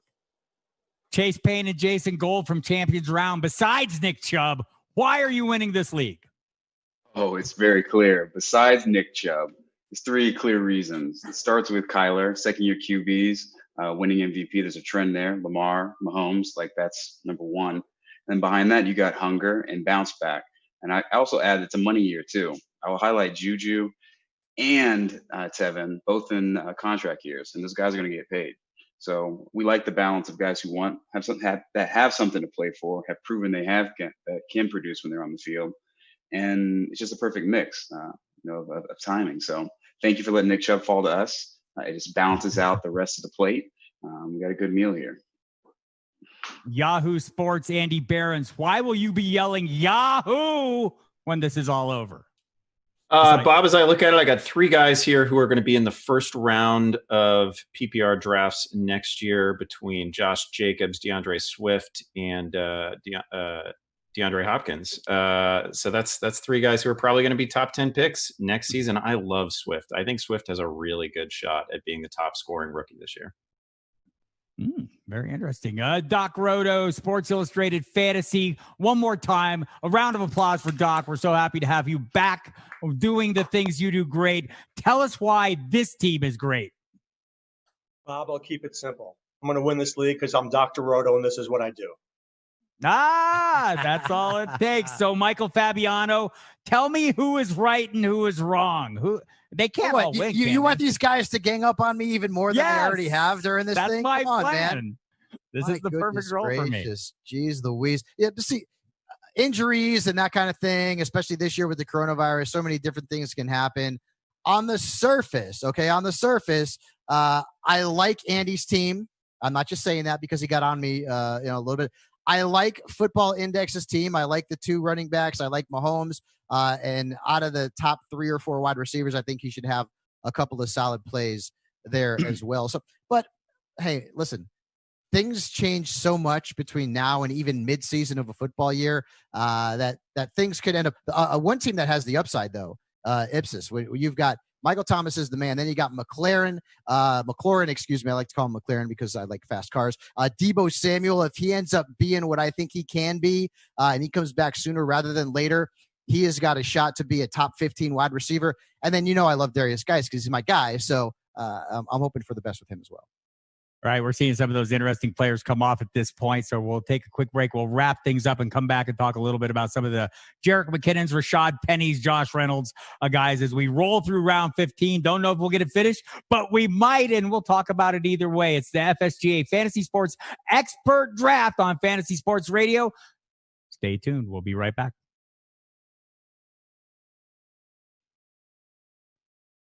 Let's see if Front Yard Fantasy goes with another old quarterback. Let's see. Older. All right, because the two best guys are a little long in the tooth. I think we might get in trouble because we have to take a defense and a kicker. So that's right. So you have to take. You can't take one. That's right. Oh man. Yeah. Oh well. Waiver. We would love an old quarterback. So there's I'm not gonna say anything, but you got some decent options out there. Yeah, I know. Although, so Dr. Roto could still take another quarterback because he's already taken his 2 defense and kicker. Andy could take a backup quarterback because he's already got the Bears. So everybody else looks like they've got a. Congrats again on nailing Minshew going in the 15th round. He did. That's all right. Look at that. Yeah, who said? Somebody said that he was the 15th round. Amazing call. Yeah.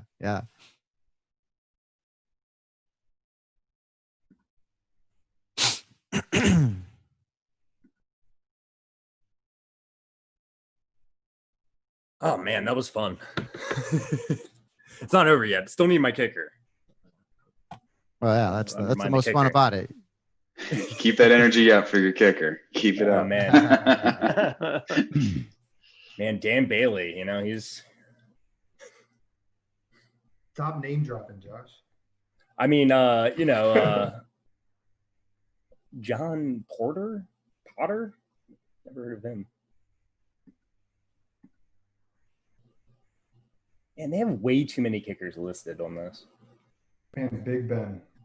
That's crazy. Oh, yeah, he's still there. Yeah, that's it. And there's another one, too.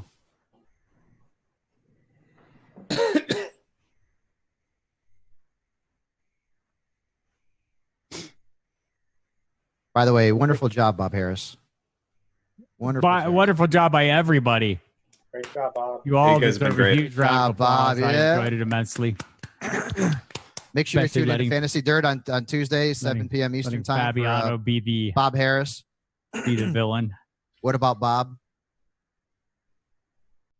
Sandro carried this. carries everything. Tom Brady is now in Tampa Bay. Todd Gurley went to Atlanta, and DeAndre Hopkins was sent to Arizona. Back in the end zone. Caught by Hopkins. Touchdown. Find out where you should draft all the players in new homes during the FSGA Fantasy Football Experts Draft on SiriusXM Fantasy Sports Radio. Welcome back. This is it. We're going to close out this draft as we roll in through round 16.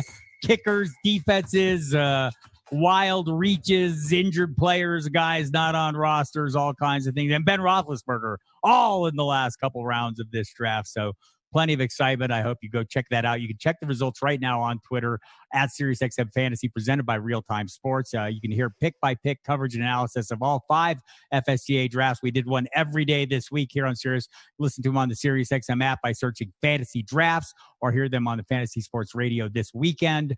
I hope you've been watching the live stream too. It's been great. The breaks are always fun. Not like the breaks on the radio, but breaks nonetheless. You can watch the live stream powered by Fantasy Alarm to see the hosts, the draft order, the participants, plus scrolling ticker on Twitter at SiriusXM Fantasy. You can go back through the timeline on Twitter and find all the drafts and watch the live feeds there as well. Before we get too deep into this this finishing segment, I want to thank our producers, Drew Phelps, Bennett Carroll, Sandro Anello, our engineer, Dan Robotham, very helpful to me. Thanks to Steve Cohen, Matt Deutsch, Rob Tuesday at Sirius, Stacey Stearns at the FSGA, Digger Turnbull, Ron Wolf, Howard Bender. We could not do all this live streaming stuff without the Fantasy Alarm people making it all happen. They've done a fantastic job. Great job by all the hosts and the Sirius people this week doing the hosting. Great job by you, Fabs. I know everyone will be listening to Fantasy Dirt every Tuesday and Friday in the coming month, and with me this coming next Tuesday. And so there we have it. We've done all the business. We've taken care of the works. And as you look at the draft board before we close out, what is it that jumps out at you the most, Fabs, in this draft? So the depth of viable QB1s who are still on the board when we got to round 10. Right.